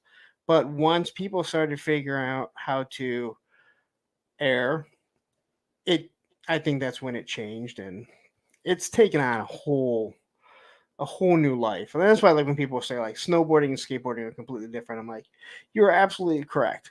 And it's one of those things in our lifetime. Well, some of our lifetimes, we saw it go from just a backyard novelty to a professional sport with sponsorship and actually being televised. It evolved in a very short time. And some people are just like, still, that's not a real sport. It's like, yeah, it kind of is, buddy. But you know what? There's a lot of skateboarders to this day that are mad that it's in the Olympics. And I go, what? How does that affect you? I don't want to populate. Why? Because you know what? When I skated, when I started doing it, do you realize all the heartache that we had to endure? Yeah, I do, because I was one of those people. Oh yeah, you guys would get chased out of places when it's like the cops would be like, "Yeah, you can't skate here." It's like, why? The fact that there's a skate park in every other city, even some of them are shitty. It doesn't really matter, but there's all these skate parks. We didn't have that. we'd build our own ramps and wait till they finally got destroyed or torn down, right? But you see these people, they're mad that, ESPN is televising it. I don't want those people. What don't you want? You don't want other people finding it. Like, who cares? Like, it doesn't. If whatever's in the Olympics is what I don't like to skate, I don't have to watch it. I Is can it go like off and do what I want. like gatekeeping? They want to keep Yes, it to us. Okay. it's like punk rock. All A right. lot of the punk, and I don't want to say like the guys like Pennywise and Bad Religion who have made it a career, but these younger people, and hey, I was one of them because we were all kids at one time, right? And it's one of those things where it's like, once you start making money, well, then you've sold out. No, no, no. Just because you've learned to support your family doing something you love doesn't mean you sold anything out. And believe Right. me, there are people that have sold out, and there are people that ride a skateboard that will sign a contract because it's going to pay them big money, but they're never going to actually use that product. And I agree. Like, all right, but hey, you know what? It's you. It's your Yeah. reputation. The the new Infinite playlist, which will be playing Monday. Shameless plug. Ryan Laserpants is going to be on that, and one of the songs on his list was a punk song, "Linoleum," No Effects. No effects. And the lyrics, he's right in there. He's like, "Yeah, man, I live a punk life, but I have a place, and it has a floor, and yeah, that's just normal. I have stuff. I don't have a lot of stuff. I don't live for my stuff, but I got stuff, and I'm glad I got a floor. So when I pass out drunk, I got someplace to go. It's like, okay, you know, And you know what? A band like No Effects and Fat Mike, they're millionaires. yeah, He but runs a there's very successful record company. that doesn't mean that they don't sing punk and that Yeah. they've sold out. It just means they've been really good at what they do, in my opinion. See, But so I don't watch anything. I don't know anything about Laser Pants, and I really don't watch the 3PO or anything. But I did catch one day, and he had a Good Riddance hat on, and I was like, "Is that Good Riddance the band, or is it a?" Because I could tell that it was Good Riddance, it's but I probably was the band. like, "Oh no, Yeah. I knew it was the band, but I'm like, is he actually like the band, or did he see a hat that said Good Riddance and he thought that it was funny?" That's Um, one of the great things about doing Infinite Playlist is I get to know people in our community, and we don't talk toys. We talk about other interests like music. People got depth. People got layers. They're like onions, like ogres. So it's fun to talk to people and find out the music that they really enjoy or music they enjoyed when they were kids or whatever, because you get a different perspective on someone other than let's talk plastic dollies. Yay. It's like, And oh, see, all right. I love what you're doing. And like, I listen, I am a punk snob. I'm not gonna lie. Like, I am a snob when it comes to music, and I will tell you that your music sucks. And people get mad about that. And I go, why do you Yeah. get mad? And they're like, dude, it's just lame that you would do that. Why? What if I tell you punk sucks? I'm gonna say, okay. That doesn't make you mad? No, because it doesn't make me enjoy it any different. Just because you don't like it, or if I tell you soccer sucks, people would get mad. What if I tell you skateboarding sucks? Okay. Right. It doesn't I mean, change how I feel. And you know what? yeah. I want you to look at me and go, fuck you, asshole. Skateboarding sucks. I'm going to go, no, soccer sucks. And we're going to go back and forth. And then I know you can take the joke and you can understand. I love a good argument. I love a good debate, but you got to Debate. bring your A game. If you're going to bring a debate, if you're going to tell me your thing is superior to my thing, prove it. Give me the facts. Show me a reason why I can sit back and go, okay, maybe I don't agree with you, but I respect your position. If you're just going to go naysay and go, well, just cause, then you don't have an argument. And again, normally when I say that, it's just me trying to get a response out of you. And then you realize what an asshole I am, and you're like, you're either going to be able to hang, or I'm going to be like, oh, you need me to pick on you for everything you've ever done.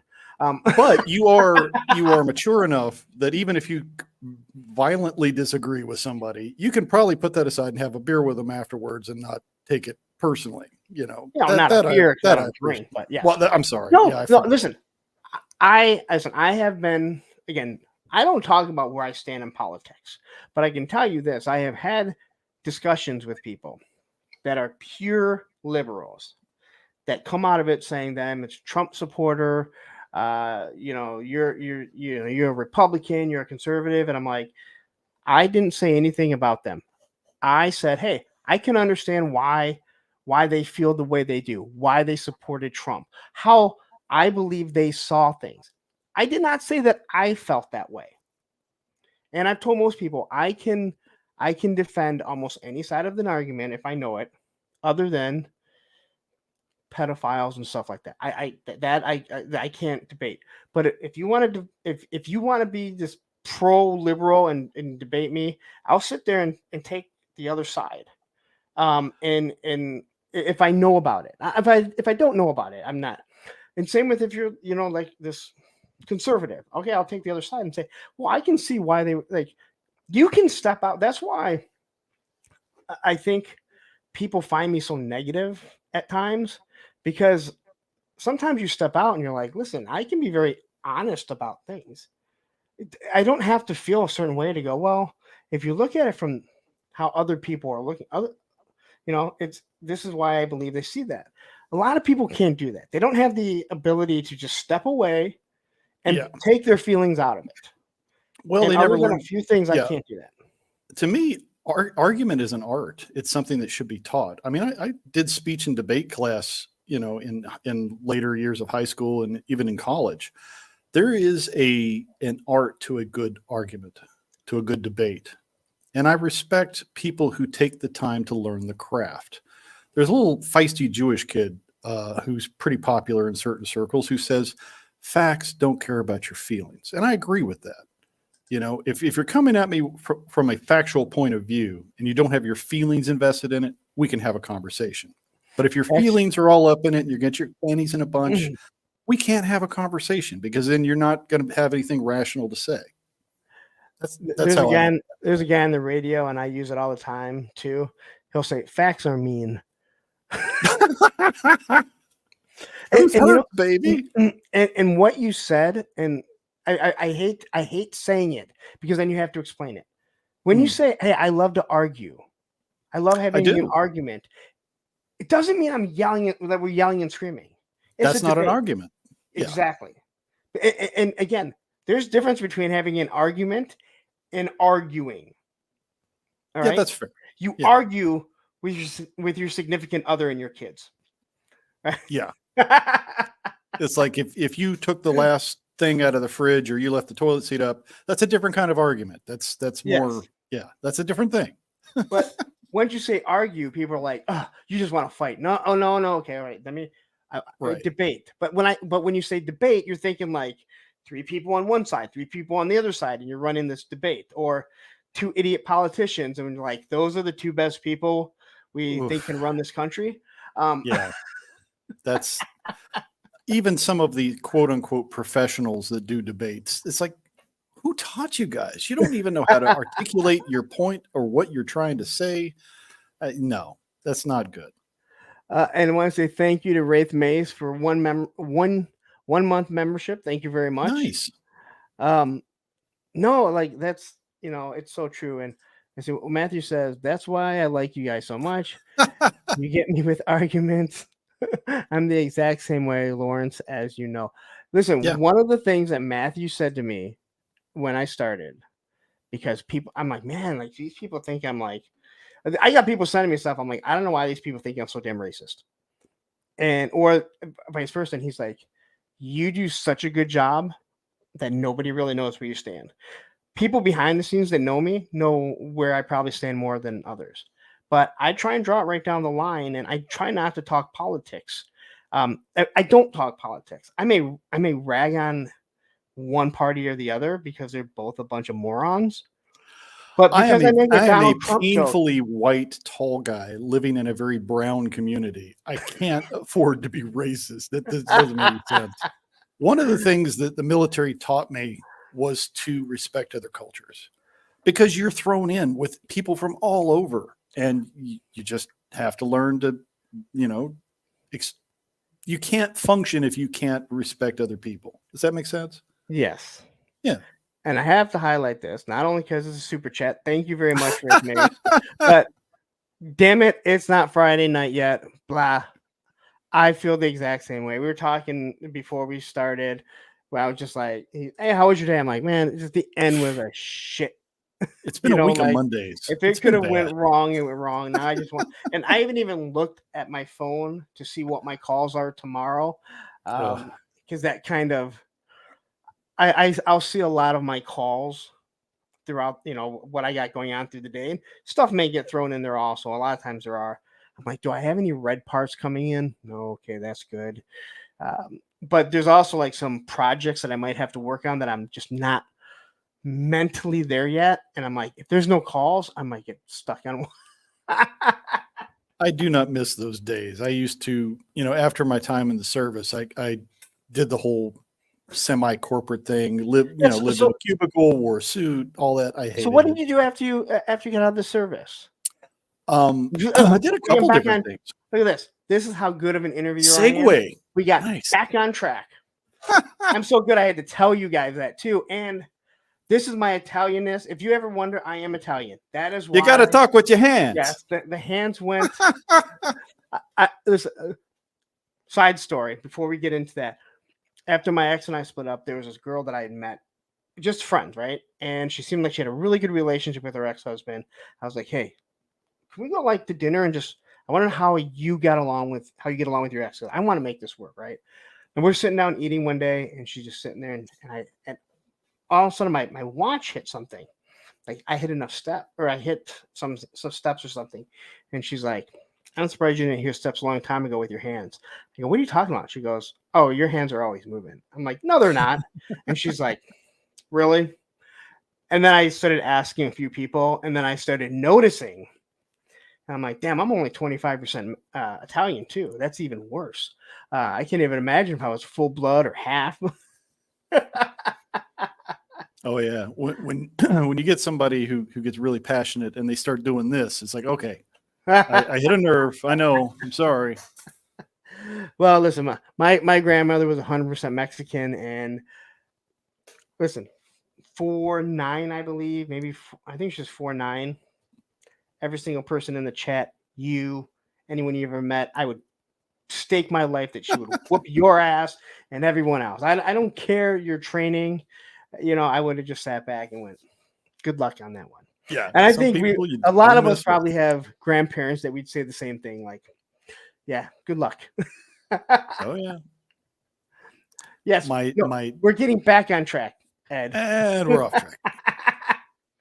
So So after the military, after were the a 360. military, I worked in retail. I worked at Sears. I did the brand central thing for a while. I got into loss prevention, which is like their, trying to keep, what would you call it? Loss, shoplifting, keep that at a minimum. I was kind of a plain clothes guy. I'd kind of go around the store. That's a funny story. Another segue. I actually stopped a shoplifter one time as they were getting out of the store, and the mall security came up to me, and we were kind of dealing with the person and what we're going to do. And the mall cop literally asked me, he's like, "Hey man, can I see your badge?" Because we actually had like a loss prevention badge that I carried in a wallet. I was like, yeah. He's like, that's cool, man. Our badges aren't that big. I'm like, are you really? Are you for real right now?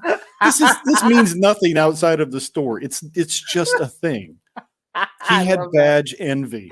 So yeah. Anyway, I did that for a minute. I eventually got into custodial work on the managerial side. I worked for a company where we had a contract with Hewlett Packard taking care of their clean rooms, which it's a whole different thing. There's custodial where you take care of offices and take out the trash and clean the bathroom, and then there's clean room custodial where you're measuring dust in microns that you can't even see.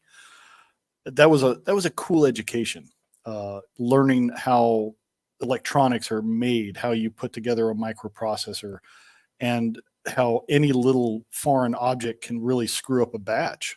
So got into that, did that for a while. And that is why when the salespeople from my copier company go and tell people, oh, manufacturer says this machine won't jam this for this many prints, and I'm like, Hey, listen, asshole, let me explain something to you. That is in a perfect environment with perfect temperature, with perfect paper, and they never stop, and no idiot filling up the paper wrong. It just Yeah. runs, runs, runs, runs, runs. Guess It's what? like, yeah, I can get a million miles on toner my is brake. dust. Yeah, Toner will get everywhere, and toner will gum up electronics. yeah. It's I just can get gonna a happen. million miles Yeah, on my brakes if I never brake. sure. Like, anyway, continue on. I get you. So yeah, I did the corporate thing for a while. I dealt with hiring and firing and dealing with negotiating contracts for our company with other electronics companies to deal with their clean rooms. I got pretty good at it. It's where I learned how to use PowerPoint to do presentations, and that's something I kind of borrowed from when I started doing YouTubing for putting together videos and doing presentation stuff. I was drawing off of that kind of putting together presentations and learning how to read a crowd and do things like that. So it kind of served me when I got into YouTube, if that makes sense. But it was a job. It was stressful. Some days were 14 hours because I was in management and I'm working for a company that had a 24-hour cycle. So there Yeah. was always something going. We had day crew, we had night crew. I got burnt out and it really affected my marriage. I was never home. I was always at the office. When I wasn't at the office, I was doing paperwork at the house. And so my first marriage just, crashed and burned. Went through some rough times. So I checked out. It's like, I'm done. I'm just done. So, I moved.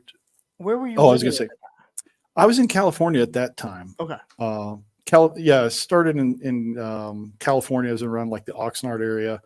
Eventually moved up to Salem, Oregon, close, a little bit closer up towards the Portland side of things.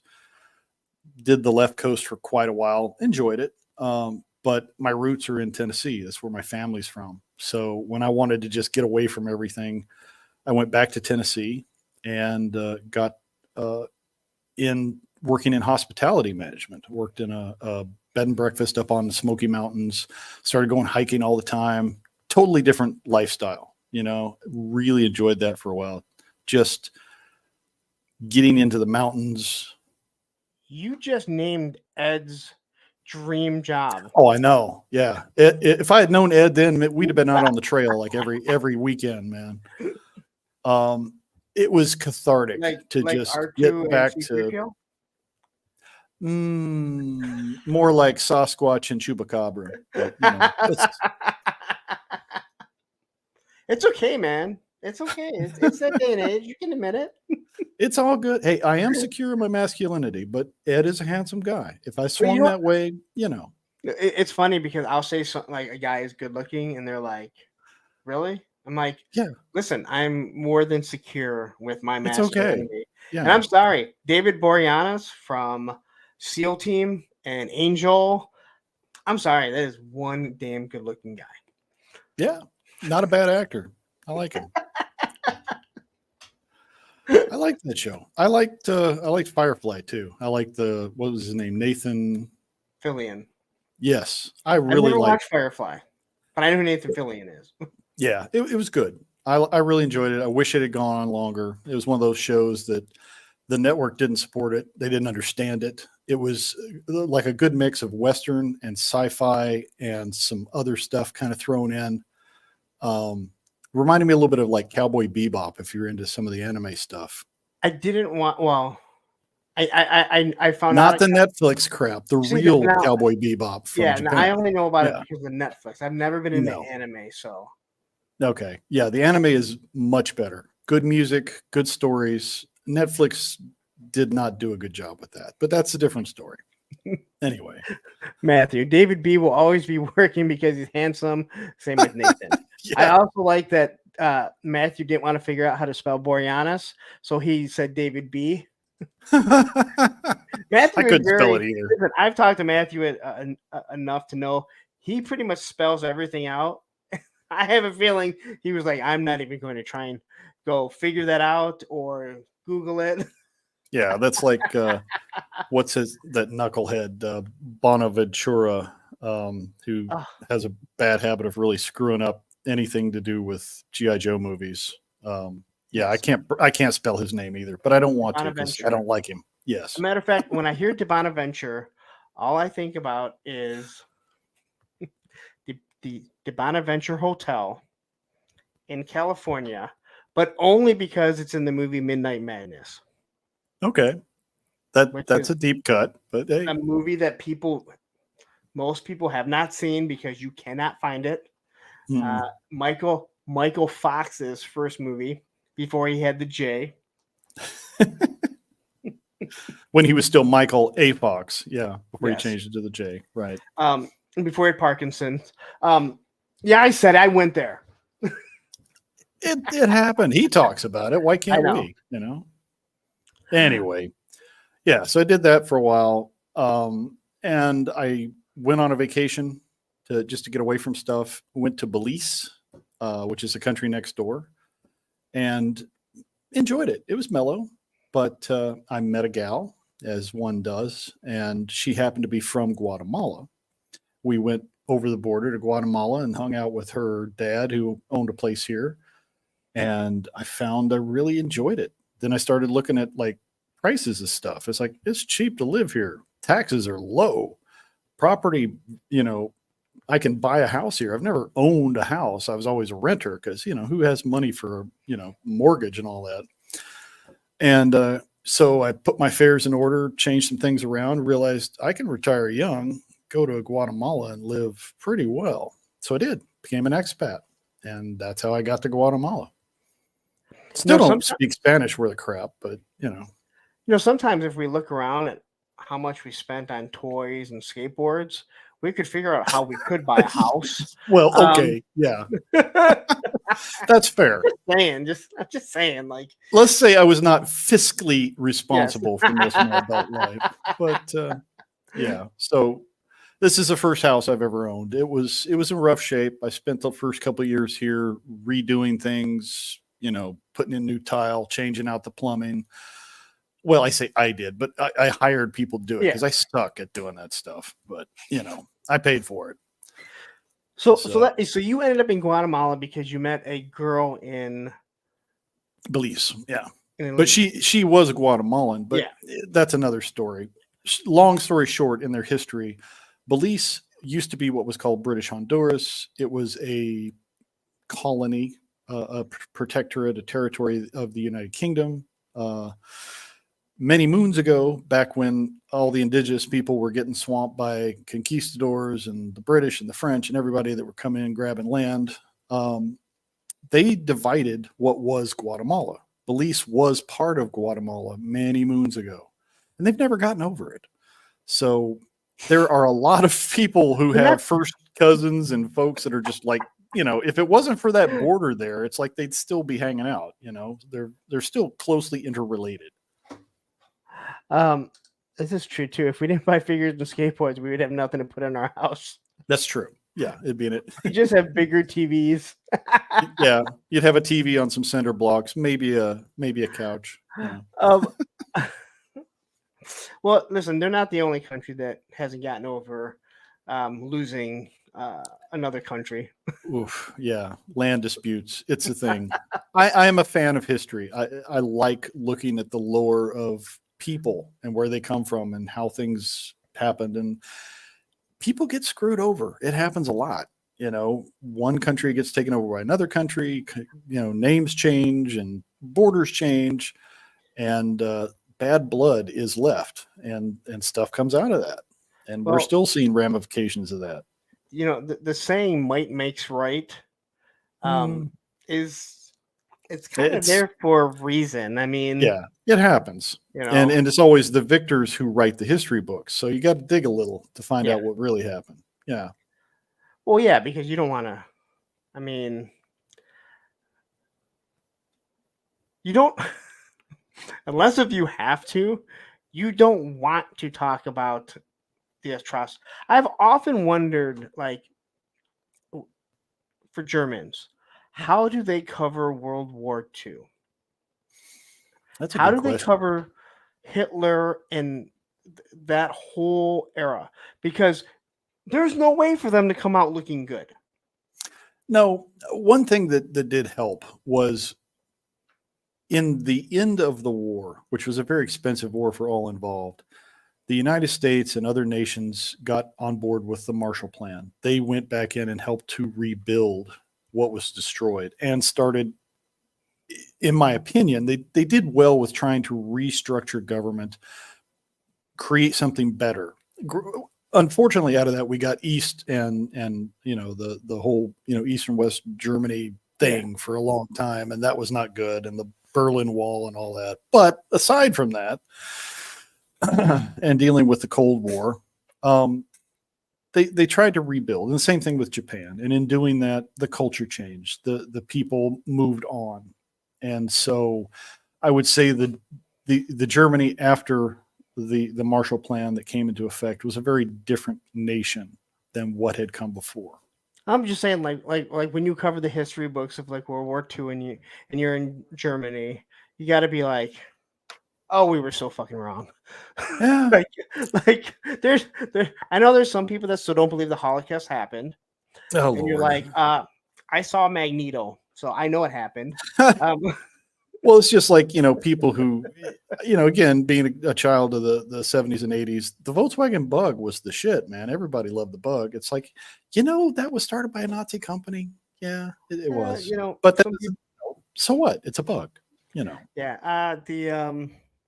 Who was it at the? Yeah, Henry Ford was a big supporter of hmm someone. Oh, yeah. It's Matter of fact, again, if you start digging into the history, you find all kinds of weird alliances in those days. A lot of popular companies now have some roots in some dark places, whether oh it yeah, be in the world of fashion. There were a lot of the bigger fashion designers that were very pro, a certain party. Uh, a lot of American companies were very much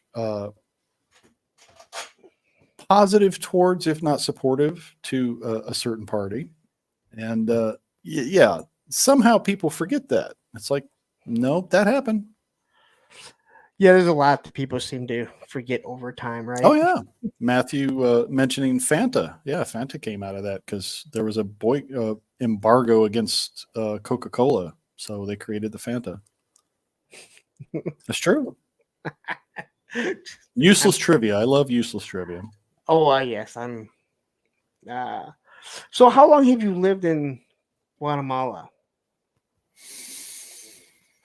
About 8 years or so. I So lose that's track. It's been a while. all right. So roughly about the same time that my ex and I split up.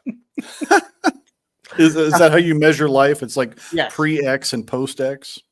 Yeah. It's well, and then COVID, which Ooh, like that, like I'm still waiting for time to start again. yeah. I was fortunate I lived here during COVID because we didn't have like the crazy shutdowns like some parts of the world did. It was a scare and we were cautious and, we did the mask thing and all that, but there was none of this. Everybody's got to get the jab right now and this and that and all that. So we weren't affected as hard as some other parts in the world. So it was easier to live through here. This is The, gonna the sound consequences of it suck in the fact that now shipping prices have gone through the roof. Anything imported here is crazy, and they're still blaming the coof. I'm like, really, really? uh I it sounds weird. I loved that time. And the reason for it, like The that, quiet? well, so like we all got laid off, Mm, but because of what we do, there's a lot of nursing homes. You'd be surprised there weren't as many places that shut down, but we were making our boss was paying us under the table per call. mm. We had no idea that we would be getting so many calls. So I was just flooded, and then you had the government giving you money. But more than anything, because my ex worked from home and we're split up, I was, my boss would be like, all right, you have 3 calls. Just try and be there by like 10 o'clock. So drive out, boom. I have 3 calls. I'm done by noon. I'm back home. My kids and I are going out and we're going for walks. We're going to different places. It's just you. And again, my son was going, it was his 8th grade year. It was my daughter's 5th grade year. So it sucked because it was them leaving schools, going to the next school, and they kind of missed that. But they were at an age where we're still doing stuff together, and it really forced us all to just the three of us to do things together, and everything was quieter. Like we would Yes. watch movies together, but we would go out and just because I had, it's during summer. I Yeah. had the time to do this stuff. They weren't in school. It just, It yeah, changed the pace of life for a lot of folks in some good ways. Some yeah. people had a rough time. Some people who were And very believe me, extroverted, oof, they did yeah, not do well. it- and I don't want to say anything about the people that lost Oh, loved ones yeah. and stuff, but for us, it was for me. I can't speak for everyone. Um, like I loved it. Like I'm like I want another summer of it. Not just I because have to talk to the peanut gallery. I am not old Radnom. I am vintage. Collectors become vintage. We don't get old. You should know that. I love Random. He's fun. He is. He's kind of mean, especially to me. I was gonna say that's the pot calling the kettle there, buddy. Come on. Yeah. But he was You very gracious, and he made me some stuff, and I actually had someone ask me today about your stuff. He was just wondering how I got it, and he's the guy that does all my 3D printing. He knew sweet. your name and everything, so I was kind of shocked, to be honest, because he doesn't watch too much His YouTube, I don't think. I was gonna say his videos and stuff are very zen. If I'm doing something Yes. in the lair, I can put those on, and it's very soothing. I like his tone of voice. I like watching as he's putting stuff together, or he's painting, or he's detailing. It's a lot like Bob Ross. I love, the happy little tree kind of thing. Yeah. And he talks you through it, and Yeah, he's doing his work, and if someone has a question, they can ask him, and he can, it's very mellow. yes. And again, I really do enjoy it. Again, I enjoy talking to him. He's one of the Yeah, good guys. Like there are a few there are some of us that there's some of us that are very real. That will say what's on our mind, and that's what people like about us. Then there are I some have. guys that are just I good gotta guys. say, I have to be careful. I am a very sarcastic person, and you can't type sarcasm because it doesn't translate. You know what I mean? Now, So there's oh, times I've made comments and I'm being sarcastic, and people are like, "Where would you get your-" It's like, dude, I'm just joking. I'm just pulling your chain. yes. And So if you don't know uh, someone and you just see them and you've seen them like hopping around, and it's like, why the hell is this guy all of a sudden attacking me? yeah, You know? yeah, it's a And I'm different like, listen, animal. you'll know when I'm attacking you, asshole. Um, like I'm never gonna just take fucking little like sarcastic jabs at fucking some guy that's on an island with fucking snakes, man. I fucking mean it. You're a piece of shit. There are Um, some people in this YouTube community I do not associate with. I don't like their style. I don't like the cut of their jib or whatever. It's just I'm not into it. And then there's other guys I really respect. So, there's a lot of people, and I know if Tony's still listening, he knows this. I know Matthew knows this. There's a lot of people that I've come to really like as a person. I just don't like their content. that's fair. And I'll watch it at times, give them a like, jump in their live streams or whatever, so they know. But I just don't care for their content. It doesn't mean that they're a bad person. Yeah. Uh, Um, and I'm Teenage sure people feel Mutant the same way Ninja about me. Turtles is a great way, a good example. So there's some folks that wasn't my thing. That was after my time. So I never got into it. I read the comic books, the original black and white stuff. But beyond that, I just didn't. It wasn't my thing. So there's some people that do Turtles content or even Motu. I wasn't heavy into Motu. I respect that people like it. I like some of the figures. I've got a few, but just like the core characters. But it's not my bread and butter. So a lot of that content I don't watch, but I like the guys doing it. So Yeah. I get it. And again, there's nothing wrong with it. Just don't. Hmm. I have a tendency to tell people stuff that I just shouldn't. And I talked about this the other day. One of the guys that I like, he worked at the skate shop, and I just didn't like him. I had no reason not to like him, right? I'm hanging out with other guys, and again, they're all like 20 years younger than me.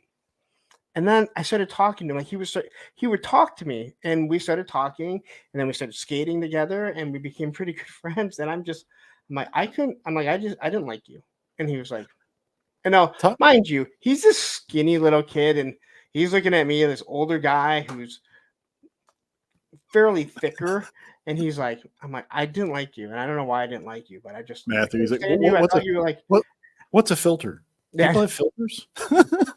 I do have a filter. I try. I'm like, and here I'm like telling him this, and I'm thinking there is nothing to gain from saying that. Like, but I'm just so honest about so many things that I feel like you need to know, like, if you ever felt like maybe he felt like I didn't like him, was like, I didn't like you. Like, and I don't know why. I had no reason not to. And I'm basically trying to Yeah, say, like, hey, you know what? I misjudged you. I'm apologizing. But I'm just sitting here, and like once you see on their face, you're like, they didn't that didn't fucking know. They that didn't didn't fucking know. translate. They always thought everything was good, and now they're sitting around going, He didn't "Oh, like oh me. Why didn't he what the like me? fuck? Like this fucking old ass guy's coming in here who's yelled at more than enough kids that have gotten in his way. And I, I'm not saying just people that get in the way, but understand I'm you're a riding pretty a skateboard. I'm a pretty easygoing, mellow guy, but I will tell you a secret, and this is the truth. My dog is a very good barometer of people's caliber. My biggest dog, I've got three. My biggest dog is Loki. He's a husky slash chow. He's a chusky. He's a mix. Most of my dogs are mongrels. They're strays I've picked up. If he doesn't like somebody that comes to the house, there's probably a 99.9% chance I won't like them. He just knows. One of my in-laws and outlaws, the uncle of my wife, came to visit, and my dog wouldn't let him in the house. Just didn't like him at all. Turns out the guy's a jerk. And I was like, yeah, I don't like you either. He even tried to tell me to send my dog out. I'm like, dude, that dog sleeps in my bed with me. If anybody's going out, it's you. He lives here. You're a guest. Okay, so I don't know this for sure, but Shango says kind of like America with slavery and Jim Crow. This is normally when I know when someone is far behind in the stream. Okay. Yeah. So That's I'm a like, whole different. I mean, but that's a conversation that can be had. There's some deep but stuff there. this would But go back to when I was talking about how Germany handles their history. fair. Yes. That So in context, yes, that makes sense. you're probably about 15, 20 minutes, and it's fine. Yeah, I You got know it. when you catch up. That's okay. We're all over the place. We'll swing back around to that Yeah. at some point in the conversation anyway. So, yeah. So you end up in Guatemala. You meet a woman. Now, you don't have kids yourself, do you? Or do I you? have I do have two adult Okay. children. We don't spend time together. We don't connect. She got the kids in the divorce and she kind of poisoned that well. And it's like, it is what it is. So Okay. I don't have a relationship with them. They're grown. They've got their own lives. God bless them. I have a stepson with the wife I have now, and we get along. But I'm old and set in my ways, so I wouldn't say I'm the greatest father on earth. But I provide and I try to connect. But sometimes we just we're on different wavelengths. So Is your I get wife along better with my dogs. is your wife much younger than you, or Yeah, she's in her 30s ish, somewhere in her 30s. I don't know exactly. good for I lost you? track, but Look at you you. know, we clicked. It wasn't an age thing. It was we just. She has a good personality. She laughs at my dumb jokes. It works. I'm not the easiest person to live with, so She I give lets her me fuck credit for that. boys. She So doesn't because she doesn't have a cultural reference. She didn't grow up with the things we watched on TV or the movies. I actually did a show on that last year with her and her brother talking about cultural differences. And it's like they grew up with like sticks and really primitive stuff they played with.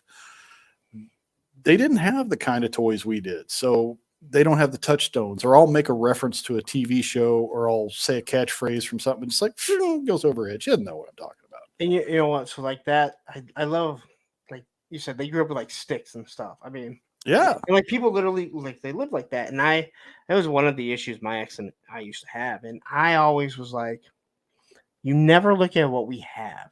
you always look at what we don't have. We have a roof over our head. Our kids are healthy. Food on the table. I have a job. You work. You have a job. I was Right. like, I That's why, understand we don't have everything that yeah, you some of want. the toy drama, I just can't get invested in because, like, dude, it's first world problems, man. I live in a place where there's people who don't have indoor plumbing in some parts of the world And, or the region here. It's like there are so many other things to be worried about. and that's Plastic crazy dollies to is think not about. one of them. It, Yeah, how crazy is to think like in this day and age, there are people and a lot of people that don't have indoor plumbing. it's really interesting to get used to the dichotomy. We're used to having middle class. Here it's rich or poor. There's not much of a middle class. It's changing, Yeah, as the economy changes and grows, things change. But I've got a neighbor on one side of me who's modern, everything, nice house, everything you would think of as a house in suburbia in the States. The neighbor on the other side didn't have electricity until just a few years ago, does not have indoor plumbing, has an outhouse, raises chickens. That's where Eduardo lives, my nemesis, who crows every time I try to record. They're nice people, though. I get along with my neighbors, but it, it's a understanding how they grew up. It's not something I grew up with, so I've had to learn, if that makes sense. and it's so funny how you say that. How it's either rich or poor. And Yeah. honestly, God, it's different, but same concept. Detroit is the same way. Like the actual city of Detroit, you're either talking about rich homes or very poor people. Yeah. And sometimes you'll find it just on the other side of a street, and you're like, how is that even possible? And But when all of the automotive stuff left, it got worse. The oh yeah, divide got bigger. oh yeah. But yeah, it's again, it's different because at one time all those houses did have running water and Yeah. plumbing. They might not now. Uh, Actually, I know a lot of them don't because they don't have walls. But Yeah. it's so, and I think there's a lot of big cities that are like that. But Detroit is like there's almost no middle class. Hmm.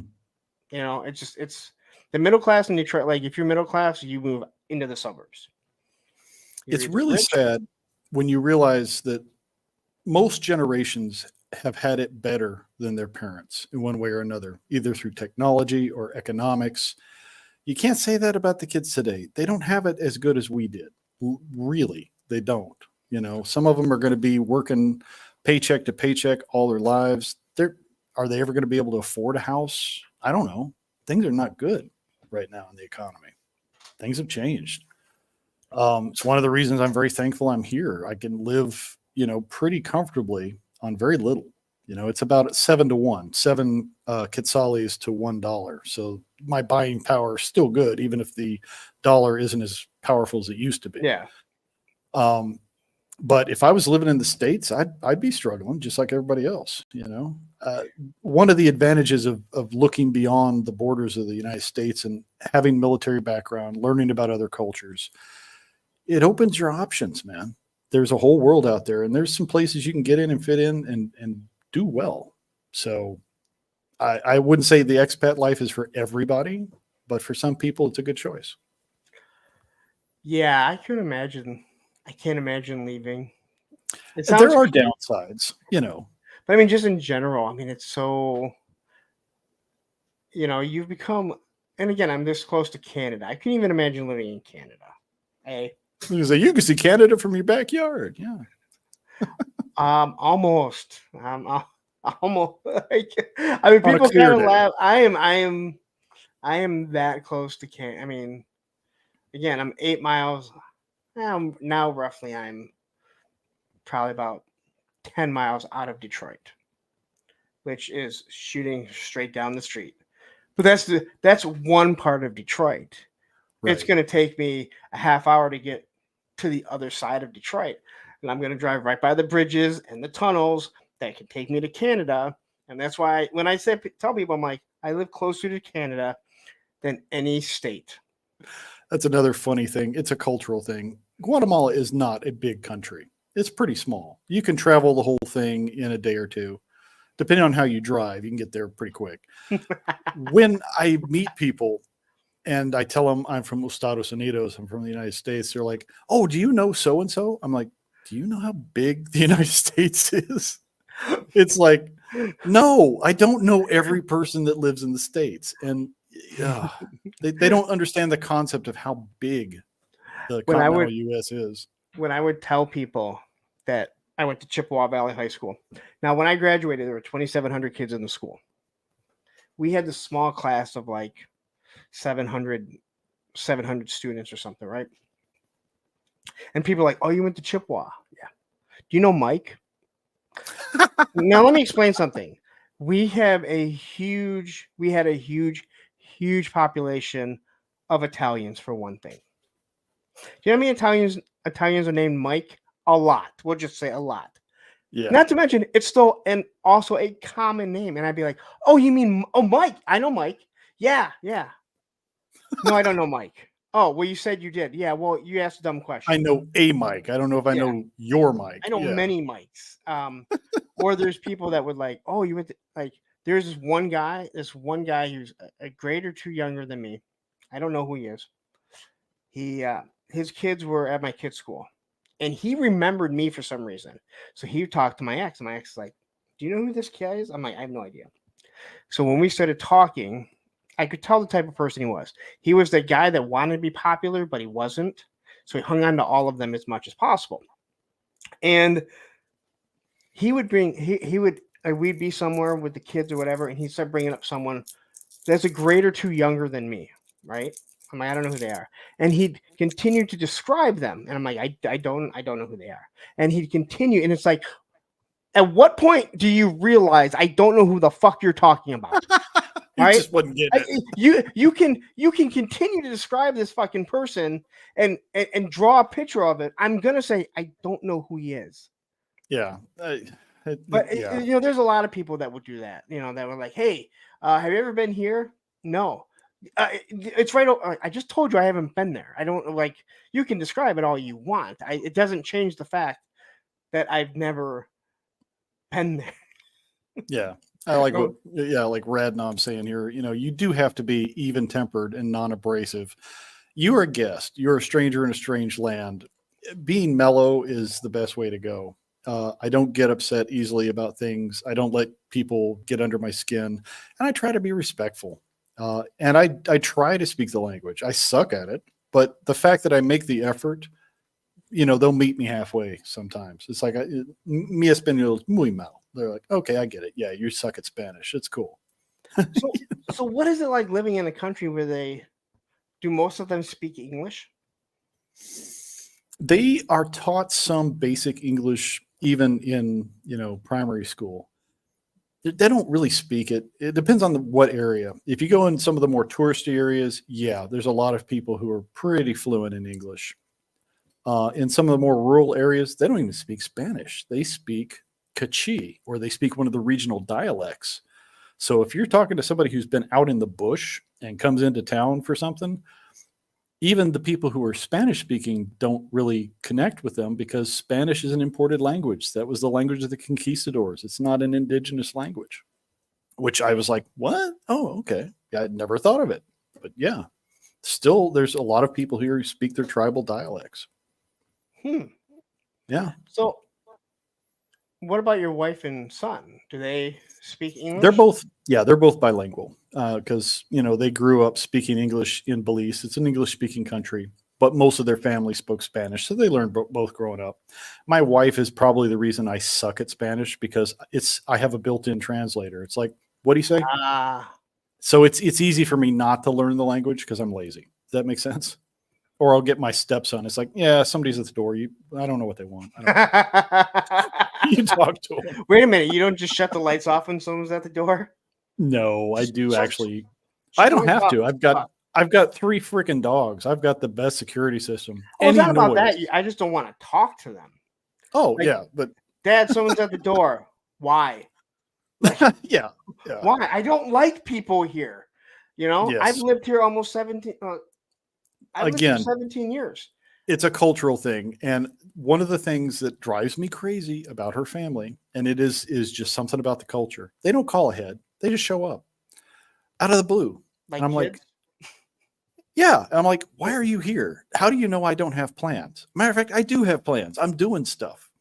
You want to couch surf? You want to use my guest room? That's cool. I would appreciate if you would call ahead, let me know you're freaking coming. Well, People maybe here, they're they worried don't you're going to use. tell them no. I don't, but I never do. I never say no. It's like, you Because know, they didn't give you the option to. It sounds like. I know. It sounds I like they're try already to. unpacked by the time you realize they're staying. Oh, yeah, pretty much. And my wife will come to me. It's like, yeah, my cousin's here and her 6 kids. Can they stay tonight? I'm like, well, they're here. I mean, I guess they're gonna. It's like, So she'll come to you and tell you that her cousin and their kids are here, and you're like, I can fucking see them. yeah, I could hear the dogs are going crazy. I know somebody's here. Yeah. So It reminds me of like my ex. I don't know if they do this in this culture. And most of you that have a significant other will probably know this.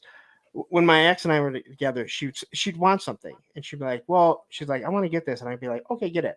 And then she would proceed to explain to me why we need it or she wants to get it, and I'm like, "I've I already already said told yes. you to get it. I don't Yes. really give a shit about the reason. Just get it, okay? I'm not My here to wife, discuss." bless her heart, she hates to spend money on stuff and not justify it. I'm like, the washing machine broke. You need a new washing machine. Go get a new washing machine. I don't care. Just make it happen. You need me to go with you to go pick it up. It's cool. So, well, this one's not working. This, that, that. I'm like, I got it the first time. I don't need a 12-hour demonstration of why we need a new washing machine. Just fix it, replace it, whatever. My I don't know. she'll still do it. Like when we'll talk about the kids, and she'll tell me, okay, and I'll be like, all right, and then I'm like, dude, what part of I've already told you, just get it. I don't give a shit. I'll pay for it. When I don't care. It's for the kids. The kids need it. I don't need another reason. You told me they need it. I told you I have the money. Just do it. I don't need any more reasoning. I'm a man. I mean, right? The communication is great. Communication is a good thing in relationship. There is such a thing as too much information on some stuff. I get it. I'm there.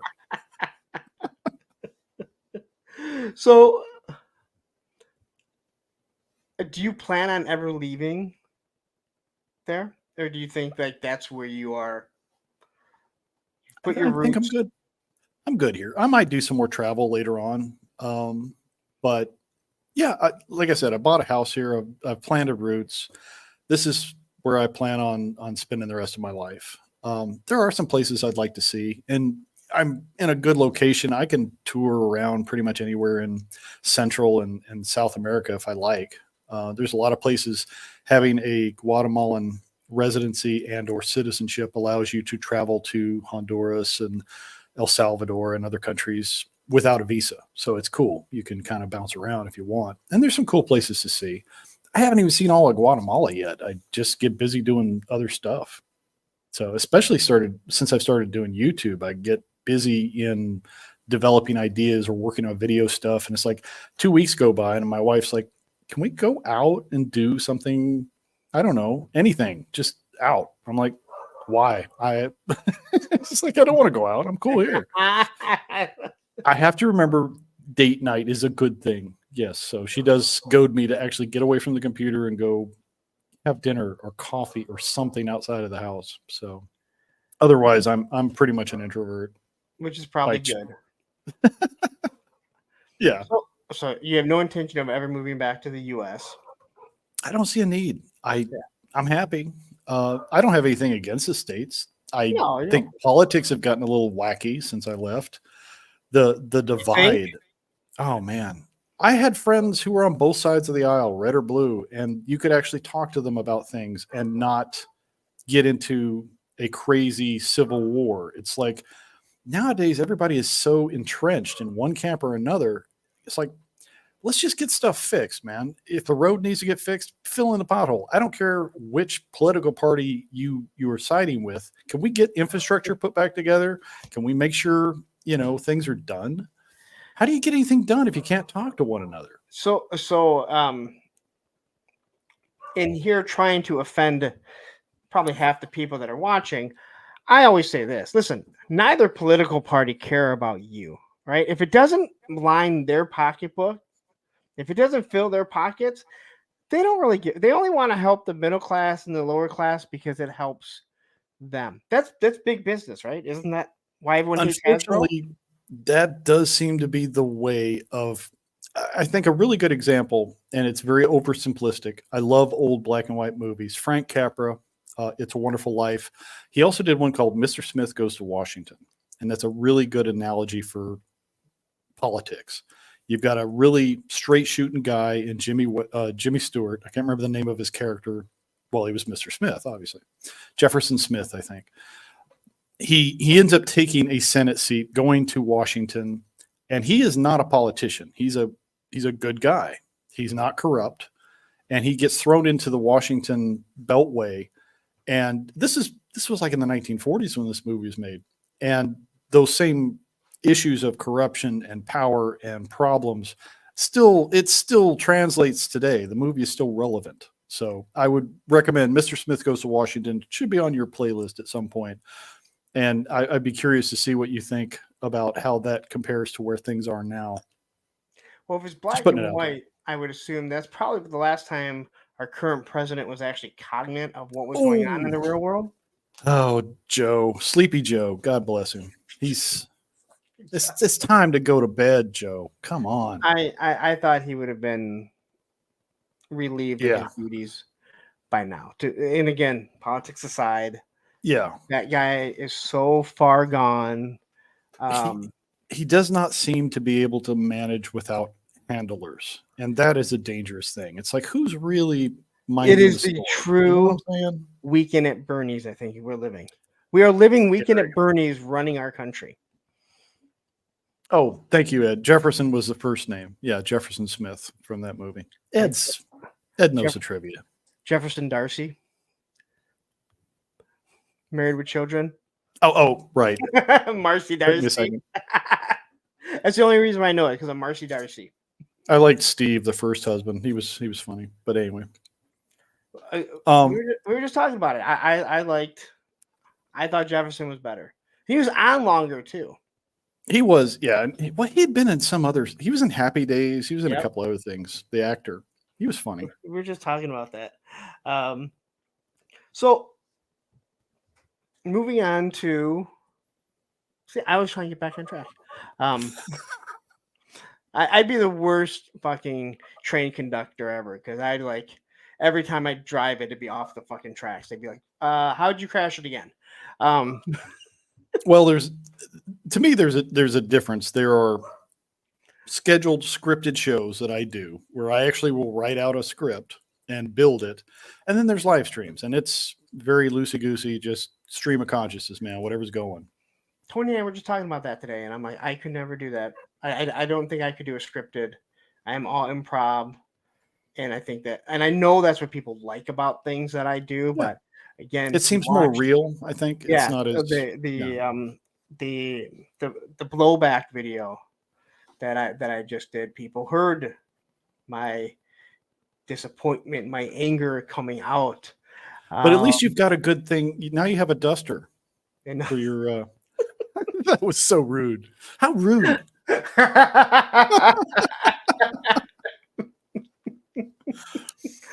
Not a Swifter Lawrence. You know what's rude is here. This is what's rude. I know people didn't seem to believe me here.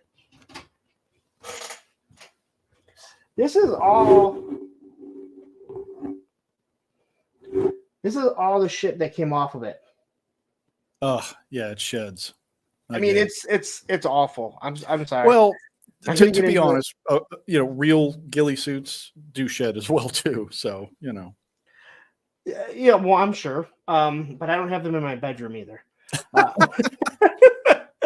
Hey, whatever you get up to, if you want to play dress up and do commando, man, more power to you.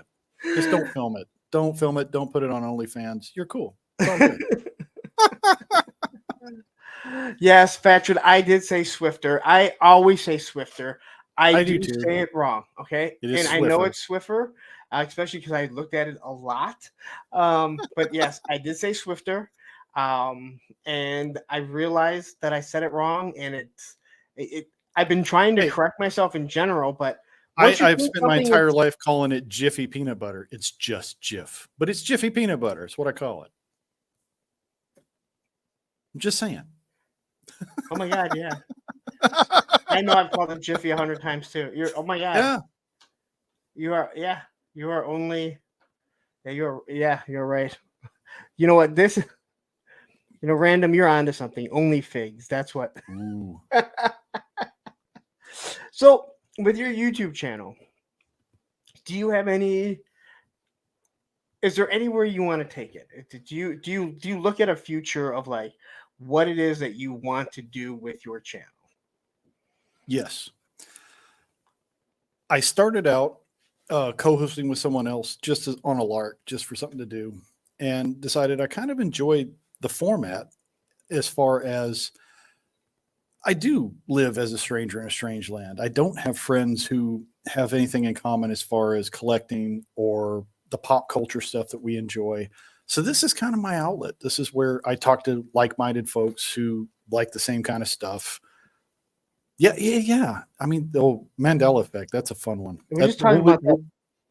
I was gonna say We were that just that's talking one about, we'll get into in the Unheimlich this year. but But we were just talking about that when I was talking about Batman and Robin from the '60s show, how their capes would hang down, and then Matthew sends me pictures where they have they were like short.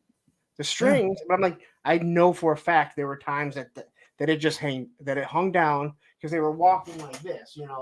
I'm like, I know for a fact, I know it. So anyway, go on. I'm sorry. No. I get it. Those things hang me up too sometimes. Train of thought derailed. Where were we? Okay. What the hell was I saying? Oh, what was I saying? God, I'm having a senior moment. Talking to It happens people, when you get talking to older. people because talking to people in this community because you don't really know anyone Thank you. or Yes. have anyone to discuss it with or talk to. Yeah. So this is my social outlet. I enjoy this. I get to meet people virtually that I enjoy hanging and spending time with. And, it sparks ideas and things. I enjoy talking about the toys. I like looking at the history of toys, vintage toys. I like talking about some of the new stuff, but that's not all I want to do. I really like storytelling. I like, exploring the lore. It's what I do. And so I'm moving more into that, especially this year. I'm going into some areas that are less about the plastic and more about storytelling, folklore, legend, things that whether it's part of our pop culture or part of our history or the stories we tell ourselves in the dark to scare, when it's just you in the campfire and you're scaring the crap out of your buddies, that kind of stuff. So I'm exploring that more this year because I'm having fun with it.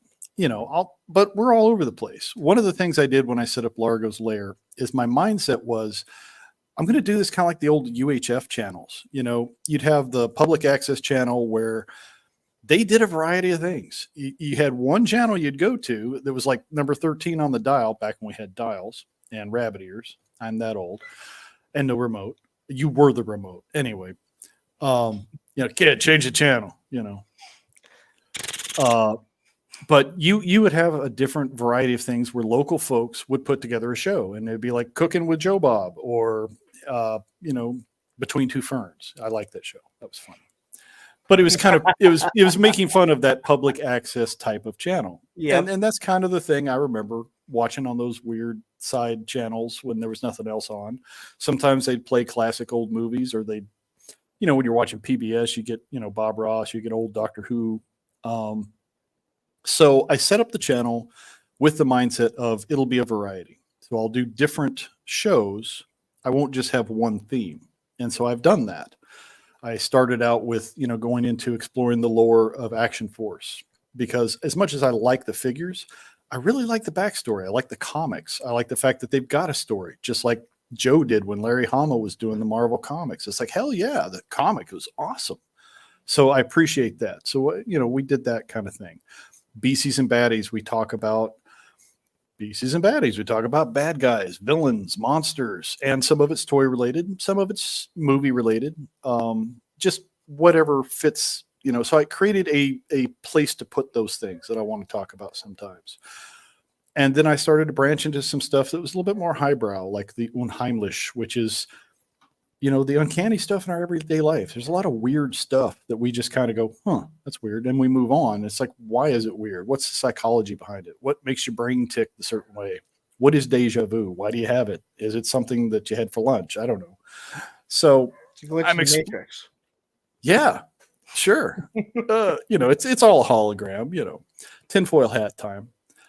I do a lot of stuff like that. I don't take conspiracy theories seriously. I enjoy the lore, if that makes sense. I enjoy good storytelling.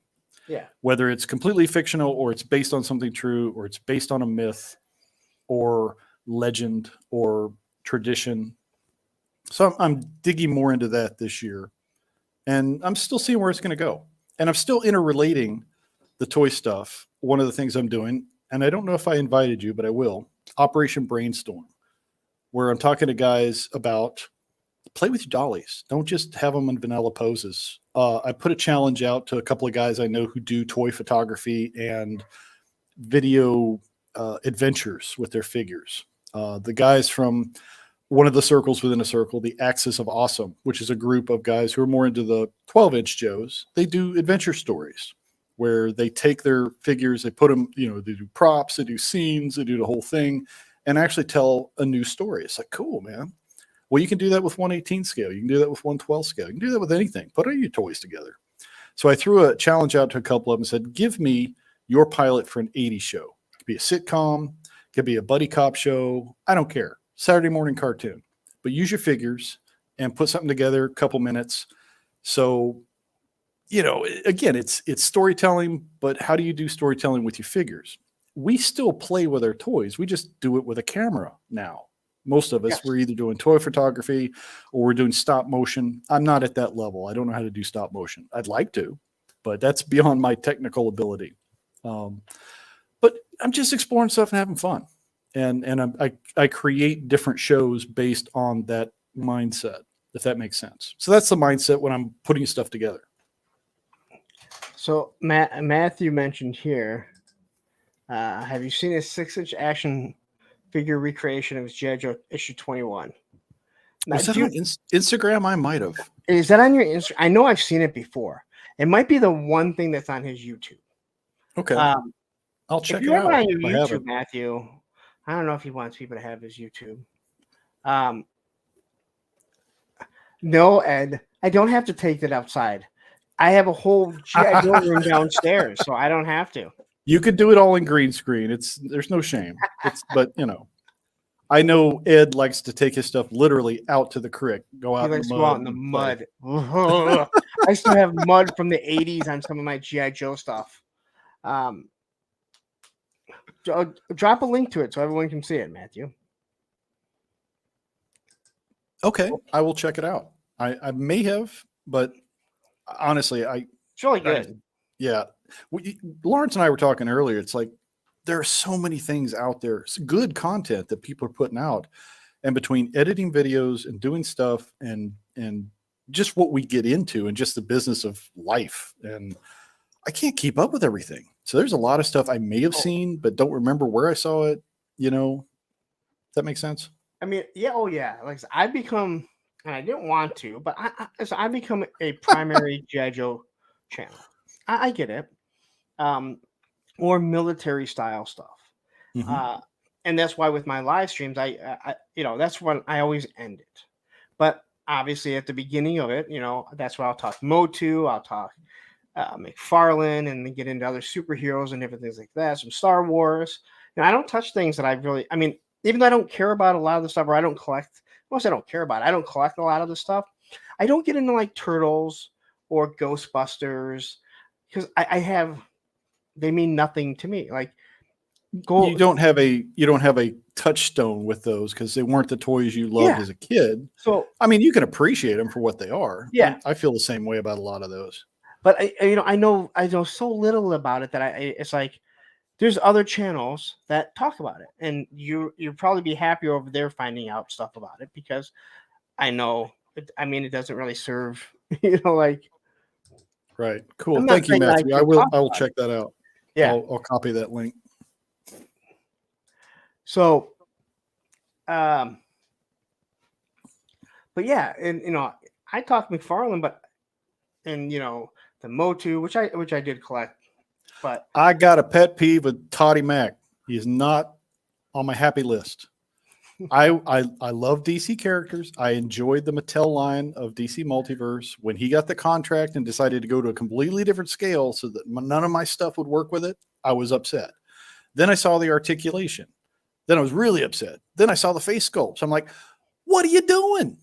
So yeah, I'm not a big Toddy Mac fan. I do but have some of the superpower stuff. Those are cool. I will And the say, Batman 66. Those are okay. so I mean, we've talked about this, and I think a lot of people tune in to hear me talk and make my jokes about it, read the comments of what we're saying, because now it's kind of become a long-standing joke. And listen, if you're gonna fill up 3 hours, you have to have content. And let's be honest, there is no one that pushes out more figures than that guy.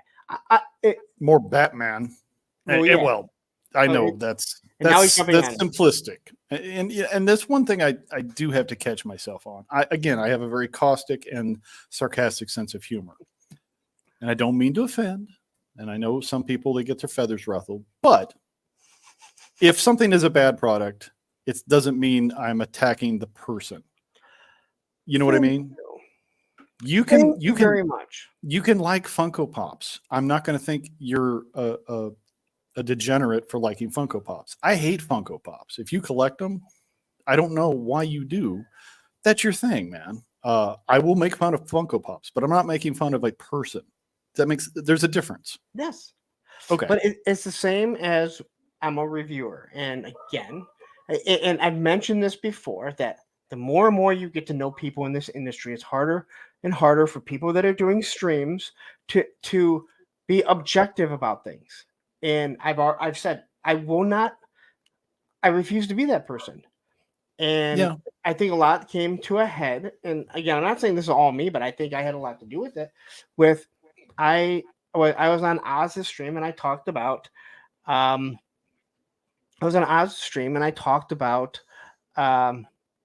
Ace and all his ramen toys, and he needs to put product in.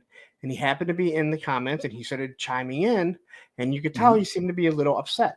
No one wants to criticize him, and you're starting to see a few more people do it now. But all of a sudden, he started showing off a lot of product, like it's getting ready to ship, right? And he's working on a lot of stuff, and he's a very talented guy. But and again, I'm not saying he's going to rip anyone off. No, I don't think so. But at the same time, it's like you've taken a lot of money, and I understand why. I'm not saying that you shouldn't, but where is the product?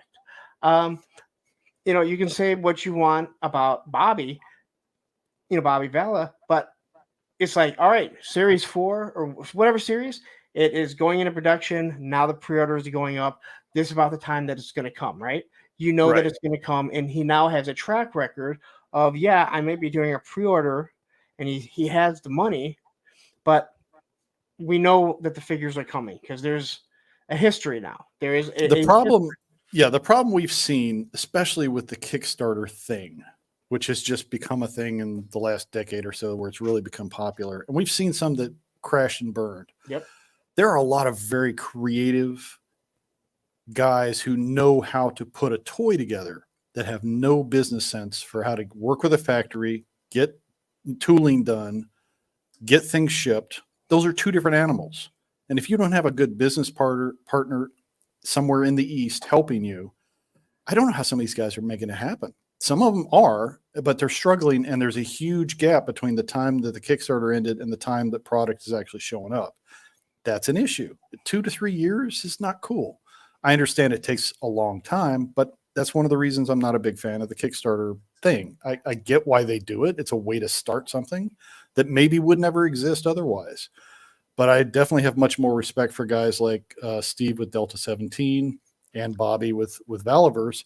They put their own money in. They invested. I know Bobby did a Kickstarter, but his own money went into creating it. He doesn't do it every new series. Right. He's moved beyond that. He's into, he's a big boy now. He's got product. He's going to get it out there. It's going to be delivered. He's a hockey hooligan. He does ruffle feathers. He says things that offend people. I like the guy. I like his product. I don't like everything he says. And I don't agree with everything he says, but you can't deny he's done really well with his company, and he is going to continue to grow because he understands toys. He gets it. I can answer this very easily Yeah, because that but I can explain because billion-dollar companies are billion-dollar companies for a reason. They make less mistakes than they make more of. Now, you may hate that. You may hate the fact that they do the Kickstarter, but they're saying, hey, you know what? You guys are saying you want this. How many times have we put something big out and it sits there and goes on clearance, and then Target, Walmart, the big box stores say, we don't want it? You want a HISS tank? All right. You're going to back it. And if it hits this point, hey, you know what? You're going to get it. there is something to be said for the fact that they really enjoy the compounding interest they get off of Oh, holding yeah. on money, though. I mean, It, you don't become a billionaire by spending a lot of money. You become a billionaire by not spending money. If they can spend your money, then they're more than happy to do it, yes. or invest your money and get a return on it through interest. That said, yeah, there are what Pulse, well, not Pulse, but what the what am I thinking of? Their crowd fund thing, The HasLab. HasLab. Thank you, and Mattel's version of that with Mattel Creations. The concept made sense. These are things that the suits in the offices are never going to let us do. You're never going to get a sail barge. You're never going to get, a wrestling ring with all the bells and whistles like they did with Mattel. It's like, you're not going to get this any other way. However, there's a lot of things that have been done under that model they could have put on the shelf. Oh, yeah. They just didn't. And there's no reason why they didn't. So Infatuate says that's what a marketing department is for, in my opinion. Focus groups, media, back in the day. Oh shit, I'm on. I'm the You're get in off that my lawn territory. guy. Get off my And they lawn, can. you kid. So this is what I said. What I said about billion-dollar companies making less mistakes than more. That isn't. So again, I know people get upset about this, and they got really upset with Scott Guru Knightlick that said, yeah, I agree with it because that's how multi-billion-dollar companies run. I'm not saying I agree with it. I'm just saying, hey, this is why it happens. Right. How many, You can understand a thing without liking or agreeing with a thing. yes. How many I get people, why they do it. I just wish they wouldn't. When the Dodge Viper, the Ford GT came out, they were handing more money than what it was worth so they could get them off the assembly line. Wait, Gotta so have you it pretty first. much crowdfunded a car. Yeah, a V10, by the way. That's sweet. Yes. But I'd love to have a Viper, but where the hell would I drive it? I live in the sticks, man. There's no real roads here. I got to have a 4x4. And everything that you just said, though, like what Patrick said there about marketing department, of course, that costs money. And I the will marketing, say, this is a pet peeve. Don't make a pre-order and sell out of the freaking pre-order. There are several things that pre-orders have, it's like, oh, well, we're not going to make any more. It's like, if people still want it and they're signing up for pre-order, just make more. How do you sell out of a pre-order you haven't made yet? well, That doesn't make any sense. I disagree with that because you're looking at G.I. Joe. We know that's where it comes from. That's one. Yeah. Okay. Well, remember, you have a budget. Now, they've already slotted how many they're going to make. And, of course, people throw a fit when Hasbro Pulse sells out. But it's like they're just going to hold a little bit. It's really supposed to go to Walmart, Target, BB. You can still get all of it. I still see the G.I. Joe collectors that don't realize. Like, do you know what the fuck BBTS is? Go there and buy it. Yeah. Oh, my God. The Techno Viper sold out. What? Oh, at Pulse, yeah. But it's still available everywhere else for pre-order. And then because of distribution snafus, how much stuff showed up at Ross on discount? It never showed up in the real store. It's like, what happened? That was not smart distribution. And I don't know who's to blame for that. It's not necessarily the big companies. It's somewhere in the middle. I don't get it. I don't understand how that flows or why it didn't work. Yep. And Matthew makes, and there is that false scarcity. But again, a lot of it also comes down to they're putting only so many aside because they know when they get some in, they want to have inventory to sell. So it's like, I understand what people are saying.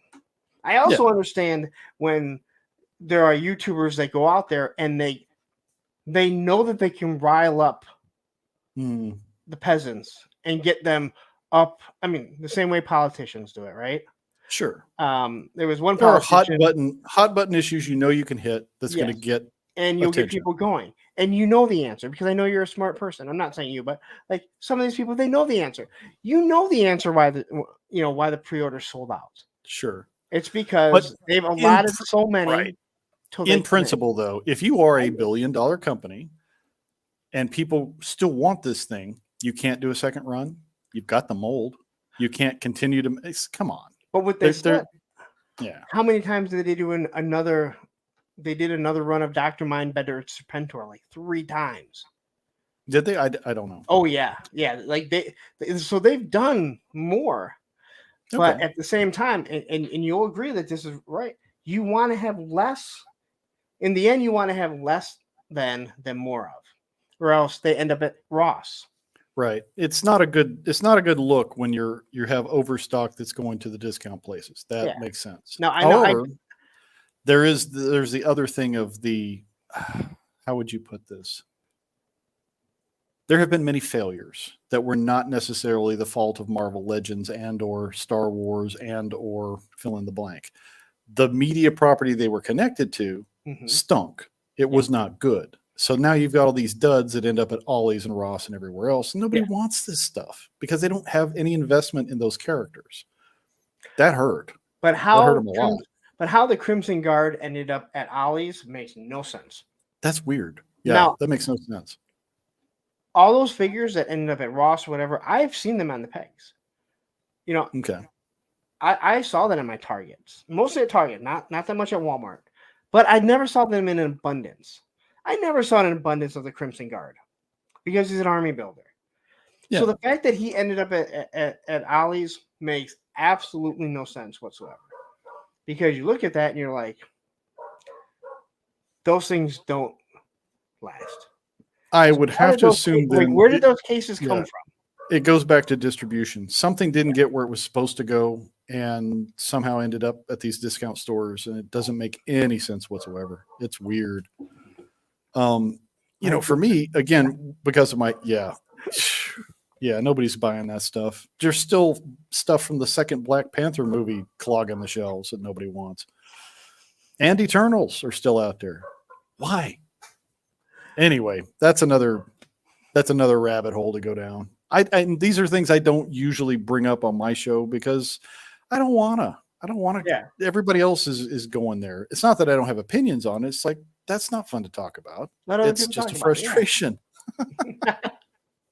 I got other stuff to do. Let's talk about the cool stuff.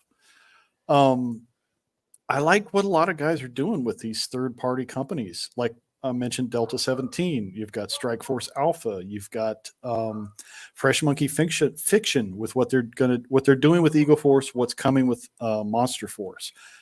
It's fresh IPs. It's old IPs done in a fresh way. It's new stuff. That's cool. Don't just give me 27 Snake Eyes. Give me something new, man. They're doing it, you know?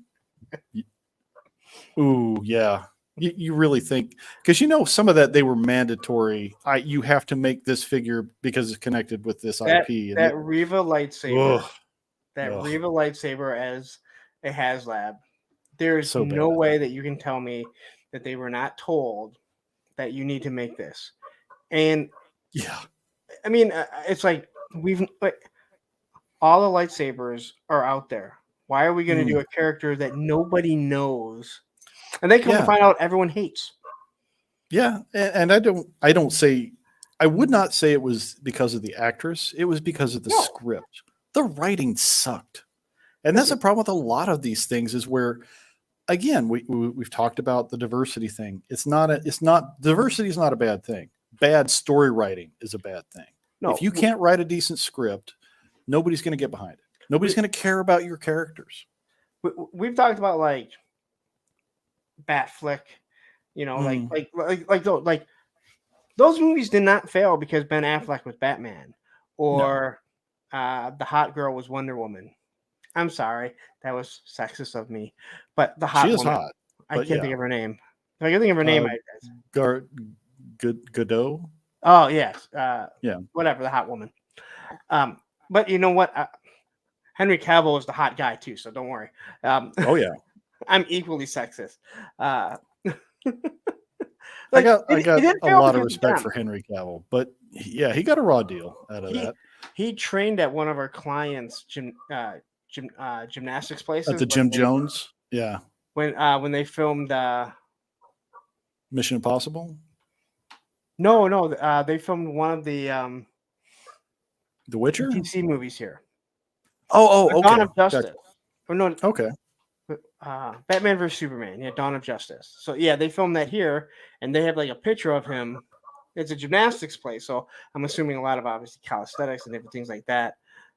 That dude ripped. That dude, oh yeah, you he know. definitely he did the workout. I've seen some videos where he showed training, with Jim Jones and following that discipline. It's like he Yeah, bulked up for the role.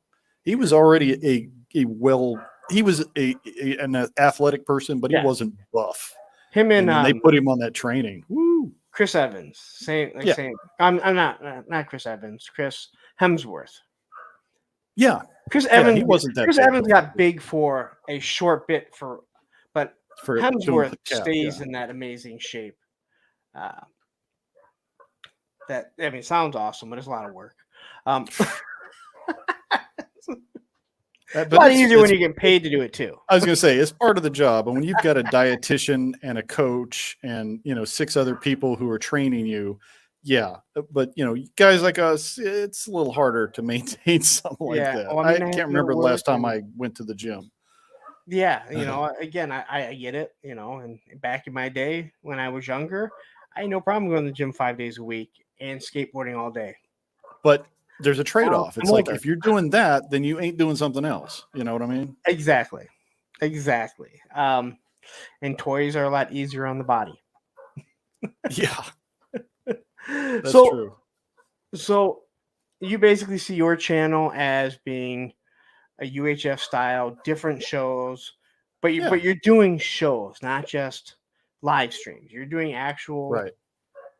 See, I I like. started, yeah, I cut my teeth doing live streams, but I always knew I wanted to do produced video telling stories. So I kind of taught myself. I watched the guys I really appreciated and liked their style, and then tried to make my own style. And it's like, what works, what doesn't? And I experimented, tinkered with stuff. Some of it works, some of it, I don't know.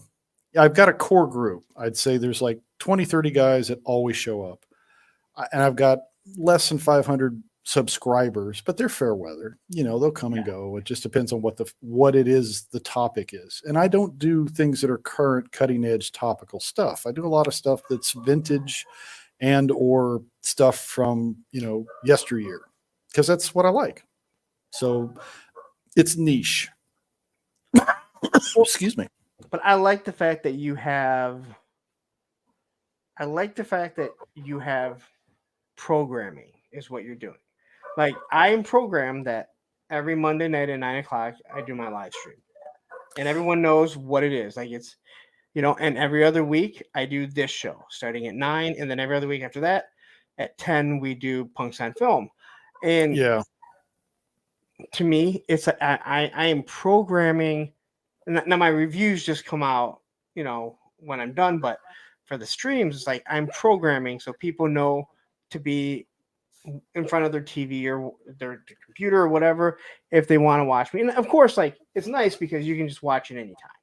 Yeah. But I've you want to gotten a interact. little bit of I've gotten away from the scheduling because it puts too much stress trying to get a guest, especially if I'm dealing with a guest from another country, which is almost always different time zone. I've had guests on like Zazel from Australia. He's a whole day difference in time Yep. zone. Scheduling that is sometimes a nightmare. But putting that all together and then saying every Monday at this time it's going to happen is not feasible.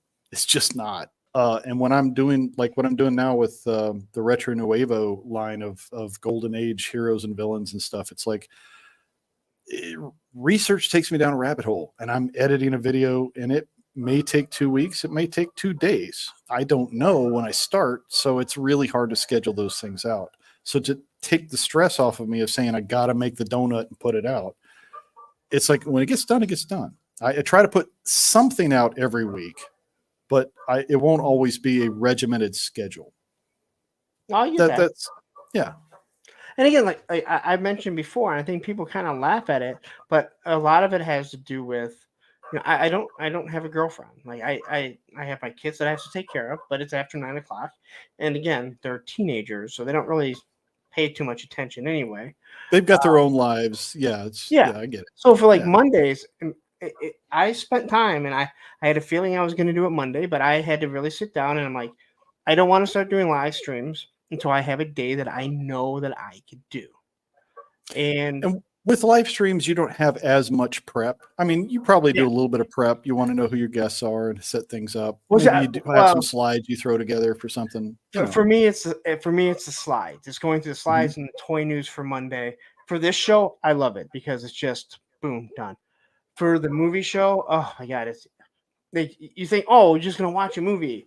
Matthew and I both learned, like, oh my god, you're stopping, you're pausing, you're writing down notes, and then I'm coming up and then I'm getting slides for it, and for 5 people to watch. I do need to clarify something in the chat. Fatred Fu brought up, and it's true. I recently got high-speed internet. I was working with dog slow internet that was killing me. So I have been cranking out some stuff recently just because they're shorter. They're 3 to 5 minute videos. It's easy for me to throw them together, put them out, and just get them out there. So yeah, you will see. Yeah. I did drop a couple of videos in one day, and some of those are things that I already had in the pipe that was ready to go. It just uploading to the cloud or to YouTube used to take me 24 hours sometimes. I'd have to start it, go to bed, come back the next day. It was that slow. And now I can do it, lickety split. So it's like, yeah, man, I'm getting stuff done. I'm loving it. But consistently, I try to put out at least one a week. That's my commitment. And you can always schedule them. You can always. Yeah, I can't, because I'm like a kid. I'm like, oh, I got this thing done. What do people think? Do they like it? Does it suck? I got to get it out there. I'm not. I can't schedule like that. I'm with you. I struggle with that at times too. I will say this: I have found usually if I schedule something, it does better, unless if YouTube decides to fucking push it out and then make it private, an hour and a half fucking later for no goddamn reason. That's weird. I do with the Infinite playlist. I try to stick to Monday evenings because people are used to seeing it there. So like I've already filmed the one for next Monday and it's already set up as a premiere. Yeah. But other than that, everything I try to put it out as it gets done because I want the reaction. I want to know if anybody likes it or not. That's just me. No, because I know what I like, but do I have anybody in the audience that's going like, dude, why are you spending 20 minutes on this thing that nobody cares about? It's like, I thought it was cool. And I mean, there's truth to the people that go, as long as you enjoy doing it. But at the same time, it's like, I can enjoy something and not put all the work and effort into it if no one else is going to enjoy it. I can just enjoy it but if people enjoy doing it, then I'm willing to put the time and effort into it. And I think that's where a lot of people, and again, when you're first starting off, you have to try a lot of stuff to find out. But, for me, it was like, I enjoy the Motu stuff, but it was not worth setting up the camera, getting everything ready for 150 people to get 150, views on it. And I started doing toy reviews when I first got started and realized I hate it.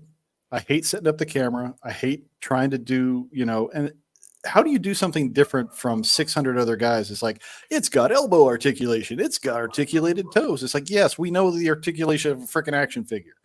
It is one of those things where you either enjoy doing it or you don't. Yeah. And I can tell you this, my buddy dropped, these Lobos off. Mm-hmm. And the new McFarlane one? Well, this is Storm Collectible. This is the McFarlane one. So he dropped them off for me when I didn't have anything. And because I don't really review the stuff, and I'm not a big Lobo fan, although I think he looks awesome. And I think the Storm Collectible. I've got the Storm Collectibles one. It's awesome. I do want that freaking chopper, though. It's like, I don't want the McFarlane figure. I want the bike. He looks awesome on it. But I don't have a I don't have the sense to review it because I don't really know. Where like the GI Joes, I want to get first off because of the way I do my my reviews. It's that first the f- the first response, right? Mhm. You're seeing how I open it up, not how I open up, but what it's like right out of the box, and if something's broken on it, if something's loose, right? Right. Now So, that is something I do appreciate. And you and a few others, if you select others, I will watch reviews because either I haven't bought it yet or I want to know what it's going to be like when I get it. Because for me, anything I buy, I'm going to get it probably 2 to 3 weeks after everybody else just because of yep, shipping time, because of where I live. And it helps because if you review something and it's like, dude, every time I've looked at this, the joints are bogus, or this isn't right, or that isn't right, I'm going to cancel my order. You know, what's Giraffe got? I think this is a very talented group of people. I mean, we sit and listen to Punk Ramble about absolutely nothing for hours. It's a community. We're talking here. We're talking here. Um, no, it's is my last first impression. Yeah, but it is like that's people have laughed about it. I'm like, well, it I does want make it. Yeah. sense. I want an honest review. I don't want a shill. I want somebody to open it and go, you know what? I wanted to like this, but it's trash. And I'm telling you it's trash. And here's why it's trash. Yeah, but Okay. because of the way I do my reviews, that it's I open up the figure, you're seeing exactly what I'm seeing the first time. Is it hard to pose? There's a lot of guys who do wonderful reviews, and the figures are posed perfect, but it's like, did you have to heat it up? Did you have to lose? Like, what did you have to do? You're going to see what it is. But for me, Oh, yeah. one of the It's like, reasons why I I want bought to a get heat it gun done, for a reason. It's a necessity. one of the reasons why I mean, I want to get the figures out right away because I am monetized. If you do get them out early, you do get more views under normal circumstances. The other That's thing true. is, I want to open the figures. I do not want to sit on a figure for 2 weeks, and if you can do that, good for you. Eternia Ellipse had me on his live stream about his tank. Mm. This was, I think, 6 weeks after they came in. I'm like, how? Or no, about a month after everyone would have gotten it. I'm like, how? And he's like, oh, you have no idea how much stuff I have that's unboxed. And I'm like, I couldn't do it. I couldn't. Like when we were getting waves of classified and I'm doing figures, I can't obviously review them all at once, right? So Right. I figure out which ones I want to come out first. So I do like 2 or 3 in a day, and then I'll be looking at the two other figures I might have, and I'm like, I don't have the energy to start another review, or Yeah. And if you're not finish feeling it, uploading. you But I'm like, can't I phone it want to in. open the Yeah. figure. So that's one reason why. The other reason why you see them come out like right away, because I'm like, I'm getting home and I'm like, oh, like I got that notification. I just can't wait to get home, and I'm always mad when it comes in on a Monday. Um, today, today I did the Swarm Tracer, and I'm like, oh, how am I going to eat dinner? How am I going to take my nap before the live stream? But I really want to get this out, so it's like Do you have a black light I, to I do not. I need to get one. I yeah, use it's I like use the big light t- over there. I was gonna say $10 on Amazon. It's a black light and a flashlight, and it charges up glow in the dark stuff super fast. So Now I it's like that, but but the other thing that I like is I like when I turn the lights off and the shit's just glowing. yeah. But There's I mean, I understand what you're doing there. I mean, I understand, but like I like to just turn the light off. Now, admittedly, I do turn both those lights on, usually about like 15 minutes before I go to bed, just so when I turn them off, I can see the shit glowing. where's my scare glow? Yep, there he is. Got it. Oh, scare glow, I don't have to worry about. If Good there's plastic. light Yeah, somewhere in the room, that thing will glow. That nice. I swear to God, like, well, you'll see tomorrow when it comes out. A matter of fact, in the review tomorrow, I do a light test and I talk Hmm. about how good it looks. Then I watched on the video and I'm like, it didn't light up that much, but that's through the camera. I was going to say, yeah, sometimes the camera doesn't pick up But that I stuff as wasn't well. looking But through the camera, and I highlighted in the review saying it glowed more when like in person. So like yeah, because I guess I'm gonna ruin it, but you can watch any review. The Swarm Tracer actually glows pretty good. right. Um, Yeah, see, like the Tracer, I don't have any of the Series 4 stuff yet. It's going to take a while to get to me. yeah. So I appreciate those kind of reviews because, yeah, I'm going to get it because I like it. I like the concept of it, but I do want to know, So how well does it glow? How does the articulation work? so Do here's what I'm gonna say. If you watch my review on Blowback, you know my feelings. Sure. The the Swarm Tracer, it is like the exact opposite. Really? Very, Okay, cool. yeah. I'm. It's gummy in some ways, Mhm. but I think that has to do with the 3D. That, Not 3D yeah, print, that the was a glow in the concern dark. because But not. certain plastics just don't do well. And I've had some glow in the dark stuff, and that is a problem Yeah, because but in it's order not to in a get bad that way. effect, yeah. But Okay. it definitely does feel like some of that classified stuff that we were getting in the Mm, summer that yeah. what people were kind of complaining about. But it moves it moves pretty smoothly. Um, does it offset the $55 that I spent on blowback? No. Um, that once again, I'm still going to tell you, I don't know where $55 is. Well, I know where it's at. It's in Hella Dope Toys pocket, but I don't know Right. where it is in the toy. I got you. There have been things I've bought out of impulse that I've definitely regretted when I look at the price tag.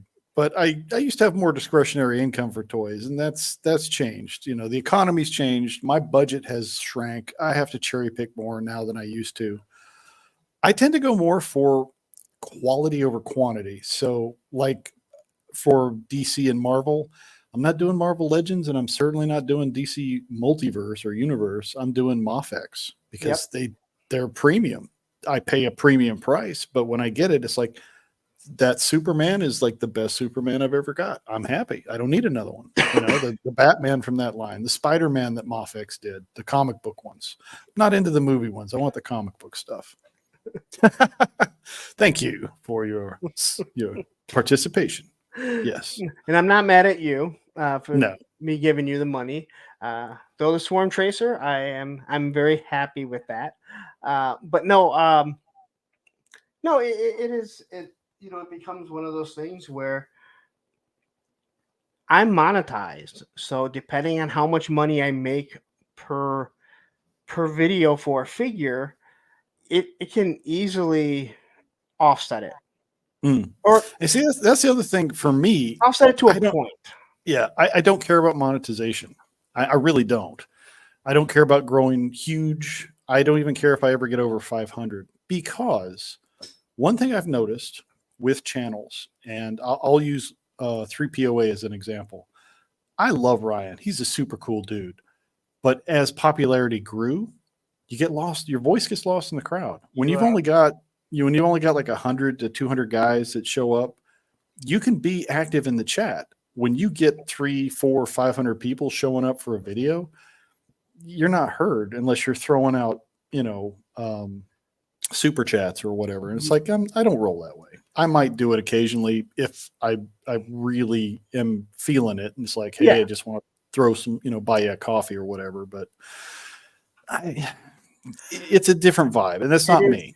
So I again, want to stay as a smaller channel and have the core group because I like hanging with the guys. I don't want to get big because and I'm not doing this for monetization. I've talked to a lot of people at the beginning of their YouTube journey and now where they're at now, where they were telling me like, I don't ever want to be there. And then they're at the point where they're at monetization. And I'm like, do you feel differently now? And almost always their answer is yes. And not in a bad way, not in a bad way. Okay. But you start to see like, okay, well, I can make some money off this. Again, I think it was like when the punk rockers started making some money. And then it's like, wait a minute, we don't have to sell out and Ooh, that's a good analogy. we I can like actually that. support our families. It was like when skateboarders actually started making money when they're like, wait a minute, I can be sponsored by Mountain Dew, which I drink anyway, and I can make money. Wait, Nike will give me a shoe, pay me more than any of my board sponsors, and Hmm. I can live like a real person. And so, and again, we're not making that much money off YouTube, so I don't think I'm making Nike money. Okay, um, but Yeah. it does start to change for some people. I've mentioned this before. I have a fascination with numbers, and I love watching numbers change. Of You're an course, analytical going person, and that makes sense. That yeah, connects. it's weird because even going back to COVID, when we watching the numbers change, like I was so like I'm watching it, like oh my god, look at it change. It was so I don't know, it fascinates me. So to watch numbers rise, Mm. um, and you never want to see the numbers go down. I'm No, not gonna lie, you don't want to see that's the true. numbers go down. But you are absolutely correct on how your interaction, especially in your live streams, change. I've had Oh people yeah. that think that I'm ignoring them, and it's like I'm not ignoring you. But understand, when I get done with Monday night, there is It's almost always going to be 1,300 to 1,500 comments. Um, and then and it's like, do you know how you keep up with that? You don't. And there's so many. And again, my live stream alone would not be anything without the chat and those people going back and forth with each other, a lot of times going at me. But I was talking, I want to say it was McFarlane last week, and I'm looking in the chat and I'm like, these motherfuckers are talking about something completely different. I'm not even talking to anyone, like they have a whole yeah. conversation about something else, but it's awesome because they're there, they're listening, then they start chiming in. But when you start to see like you get 70 people watching, and again, it's one of those things where it's like you might say, damn, 70 people, that's a lot. Other people, they look at 70, they don't see a lot. And I'm like, yeah, I'm at the point where I'm getting 60, 70. I want to get up to 80, 90. And they're like, oh, but 70 is so good. I'm like, I'm not saying it's not good. I'm very happy Right. with it. But I mean, I do want to grow, but I don't want to just grow for growing sake. You know what I mean? I don't want just anybody because I'm talking toys. If I wanted to grow a channel, I do politics. I was going to say, yeah, we are in a very niche market for Yes. YouTube. There's a very limited amount of people who dig the dollies like we do. So we're never going to be giant, like some of these other channels. I don't care for that. And Grab, thank you for the super chat. Until your shilling blooms, here's a couple bucks. That's right. Till you get those big sweet commercial checks for what is it? Raid Shadow Legends. What's the other popular one? Everybody hawks. I don't know. Everybody's got those things they throw in there when they get Well, to a again, certain size, and it's like, well, whatever. and that's why like there's merchandise, and if you click on Yeah, the bottom, you'll see merchandise. I don't carry any merchandise here. It's through another company that any YouTuber can use and put it in their links. And so if yeah. you have merch and someone buys a shirt and you make $5 or $6 off it, great. You make five or Wilhelm six and I bucks have off talked it. about putting together a Patreon, not to live off of, but just to pay the bills for, the Yes. Canva program, for StreamYard. It's like $20-30 a month we spend on that stuff. If it would cover that, that'd be cool. Yeah, I got and no problem with doing, t-shirts, coffee mugs, stuff like that, if people want it, but I'm not there. I'm not that kind of brand, but I do you own I've got like uh, I've got an analog toys t-shirt. I've got but some 3POA Tony stuff. and I Just I like it. Tony's Figs and I were just talking about that today, and he's like, a toy kind of mood should have merchandise, but they don't want to do it for some reason. And he's like, I like having your shirt Yeah. and other people's shirts so I can wear on the stream to support. Give a little shout out. Or when you go to a And toy it's $5. convention, you want to represent. I get that. Yeah. Yes, when I'm doing my reviews to my 5 followers, that's all I'm gonna have if YouTube keeps putting my fucking videos back to private. Um, nothing halts your the progression of your video. Like all of a sudden, it's like, hey, I just had like 90 people watching it last hour, and then you look and you're like, it's on fucking private, and it's erased all the information. That's what's That's so even weird. worse. And it's I don't happened know a what few happens there. times. So, um, and you know what? Down south, I definitely appreciate that. Again, like anytime that someone hits me up and they say they purchased something, it means a lot to me. When someone becomes a channel member, I mean, and I have a hard time, and I guess I've gotten better. People probably can go, dude, you mention your channel members all the time, like, or you mention the channel membership all the time. But one of the things that Shark Eyes had said to me, he said, because I'm like, I kind of feel bad, like saying, he's like, oh yeah, how dare you? He's like, yeah, how dare you feel bad, or how dare you feel like it's a bad thing to ask people to donate, $1 a month to you for all the services that you're giving people, And I was like, it and he said it in a different way. I can't remember exactly how he said it, but he's basically saying you shouldn't feel bad. Like you give us a lot of time, a lot of content. So to ask someone, to join your channel membership for $1 a month, it's not really that big of a deal. But at the same time, I Yeah, kind of feel weird. I still feel weird doing it. So now I just kind of mention it. And I guess for me, the problem is when you have so many channels you like and you want to yes, follow, and then suddenly it's like, you've got 10 memberships and all of them you want to keep flowing. It's like, it starts to add up. your So dollar membership is now $15 a month because you've supported other. Or then you have right. other ones that their cheapest one is $3. And Sure. you're Or like, 5. "Eh." Yeah. Yes. And I've thought about like throwing something in there for like what they do with PayPal. It's like, you want to buy me a coffee, I'll put a link. Hey, I appreciate it. No pressure. You don't have to. But if you want Yeah. to throw a couple coins in there, cool, man. So I might do that in the future, but I'm not there yet. I'm not that big. Again, I'm doing what I like and hoping I have an audience that appreciates the kind of content I do. And for the most part, I've got like I said, I've got a core group that seems to dig what I'm putting out. So And more than anything, the thing that I have found out is that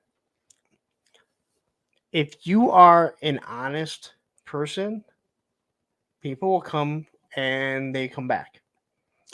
it's like my grandpa used to say, sincerity, man. If you can fake that, then you got it made. Yes. And again, like I see the chat or I see my streams and I got like 70 in there and I'll talk to Matthew and I'm like, he's like, wow, like the chat was because he's watching the chat more than I am. Because when you're Right. doing this alone and you're talking basically to yourself, you know, it's not like I can read all the chat while someone else is talking. Yeah. It's That's even why I hard really for me to do appreciate now. working with, Wilhelm and I kind of do that. I help on his channel. He helps on mine. We just work well together. We enjoy it. And yeah, we take turns trying to manage stuff. The chat is not easy to manage as far as keeping up with the flow of the conversation and connecting. I get that. And Yeah. there's a lot of channels that want to read every conversation, and you're watching a live stream, and all of a sudden It they're like, "Oh, stops the flow. yeah," Yeah. like, "Hey, let's go to the comments," and they go to the comments, and you're 20 to 25 minutes behind, and you're like, Or worse, "Dude, they've got 30 super chats they got to read through, and it's like, oh man. I mean, I it's don't, cool, I but don't know anything about that." you'll get there. You'll get there. 30, I might just retire if I hit 30 super chats. Especially some of these super chats that I see people send in. Like, what the hell? Yeah, people are generous, crazy generous sometimes. I don't. I was like, it's flattering to see, but Yeah, oh man, but that's one thing about the community I do like. Not the gratuities and stuff, but the generosity of spirit between collectors. You're looking for what's it, and I'm out in the world, and I see it. I snag it, and I'll send it to you. And yeah, I see a lot of that kind of stuff. It's like that's cool, man, because we all live in different regions, and if I had an area where I had stuff that was readily available and somebody else didn't, yeah, I'd pick it up for them. I live in a desert for toys. There's not much here.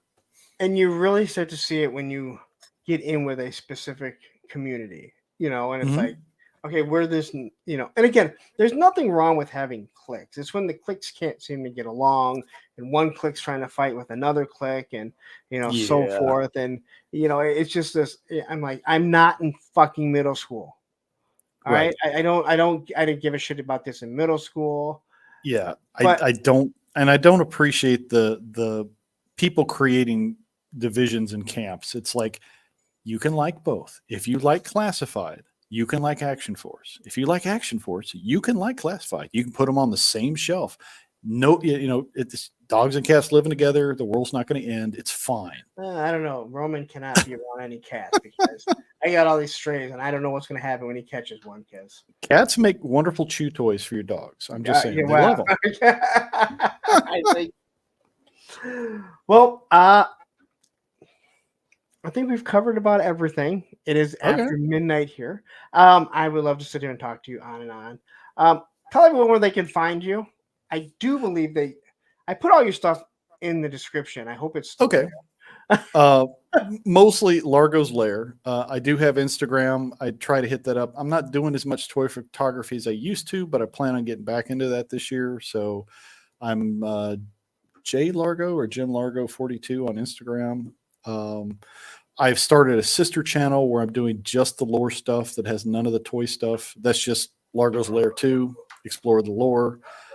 I'm experimenting with that. I may not keep that up. I'm still putting all the same content on both channels. I'm just seeing if there's another audience out there that isn't toy related. So that's really what that's about. So if you see duplicate stuff, that's why. I'm just seeing if there's people who are more interested in the storytelling stuff that'll gravitate to that. So it's an experiment. But yeah, just Largo's Lair most of the time. You'll find me there. All right. Well, again, check out his content. Listen, I definitely enjoyed. Uh, the first time I met you, you were not what I had thought. That's probably why I talked too much. But honestly, I saw you, and everyone was like, again, this goes to the camps. Everyone's like, he just really loves Action Force. And then I talked to you, and I'm like, oh no, dude, he enjoys creating this stuff. He enjoyed doing that, and you know, it's one of those crazy things that you know, when you sit down and get to talk to someone, you're like, no, that's not what I saw on stream. I can tell you guys right now, what you see of me is fucking exactly what I am. This is it, warts and all. It's all Yeah. there. But like Yeah, Mega Jam, I do really enjoy Action Force, but it's not all I collect. It's not the only thing I'll talk no, about. It's like I got other interests. and but like again, that's what I said. Like I say it on the stream where I was like, I just want to I want to create an action figure just so I can watch you do a video about the lore like you did for Delta 17. You know, Well, but I don't stranger have that things have talent. happened. I don't have that talent. Yeah, you team up with somebody. You're the brains. They're the guy that Once makes it. again, I don't have that either. Y'all went to my kids, which is good. Yes, David Bruce. Unfortunately, you are too late. We're about to call it quick, but you can watch it on the replay, and I do appreciate it. Listen, hey, people come in, they watch it on the replay. That's just as good as watching it live. Yeah. And again, this show here is meant to be able to be watched for quite some time. I was going to say, Lawrence and I are on the same page on this. When we do these kind of streams, we're doing it with the mindset of, I want this to be something that is replayable, rewatchable, because there's something there that is worth your time. So I think this is worth our time. It's worth their time too. That was said so much elegantly than I ever could. Because that is exactly how I tried my Mondays. Like I try and make it so someone's gonna watch it later on and they want to hear me make my jokes and maybe get ripped on, but then hear the topic. This one here was specifically done where it's like someone's in the chat and they're like, fuck, who is this Largo guy? And then all of a sudden they see, oh wait, there's a whole chat with them. And this is probably the first time that I can remember that someone didn't jump in and ask me about an action figure, especially with all the classifieds, the digital renders that were shown today. I thought for sure we'd have people popping in, but they're probably on actual live streams talking about it right now. So yeah, and maybe stuff will show up. But yeah, this was fun. I like hanging with you always. We'll have you back on the Infinite playlist at some point. If you want to do something else with the creative stuff we're doing, jump in, man. Water's fine. Hey, you let me know. Like, hey, if you have if you think that there's something that I can help with what you're doing or fit in a slot, I am more than happy to. I had a lot of fun with the Infinite playlist, right? Yeah. So we'll do a remix. We'll have you back on at some point with a second list. I'm sure you've got a ton of songs you want to talk about. I got one song just for you too. Okay. It's gonna be All right. my special 11th song. All right. I'll go with that. Cool, man. It came on and I went, oh, you know what? When I go on there, this is gonna be the 11th song. Okay. Because it's not really a song I like, but I'm like, oh, this is. But anyway, we're gonna get out of here. Thank you everyone for tuning in. I will see everyone here again Monday.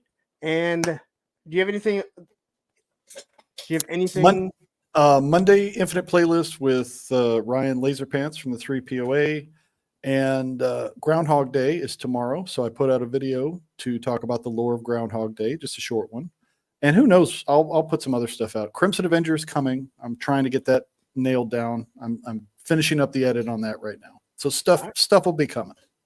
All right, so check out his channel if you haven't checked it out already. Everything is in the description.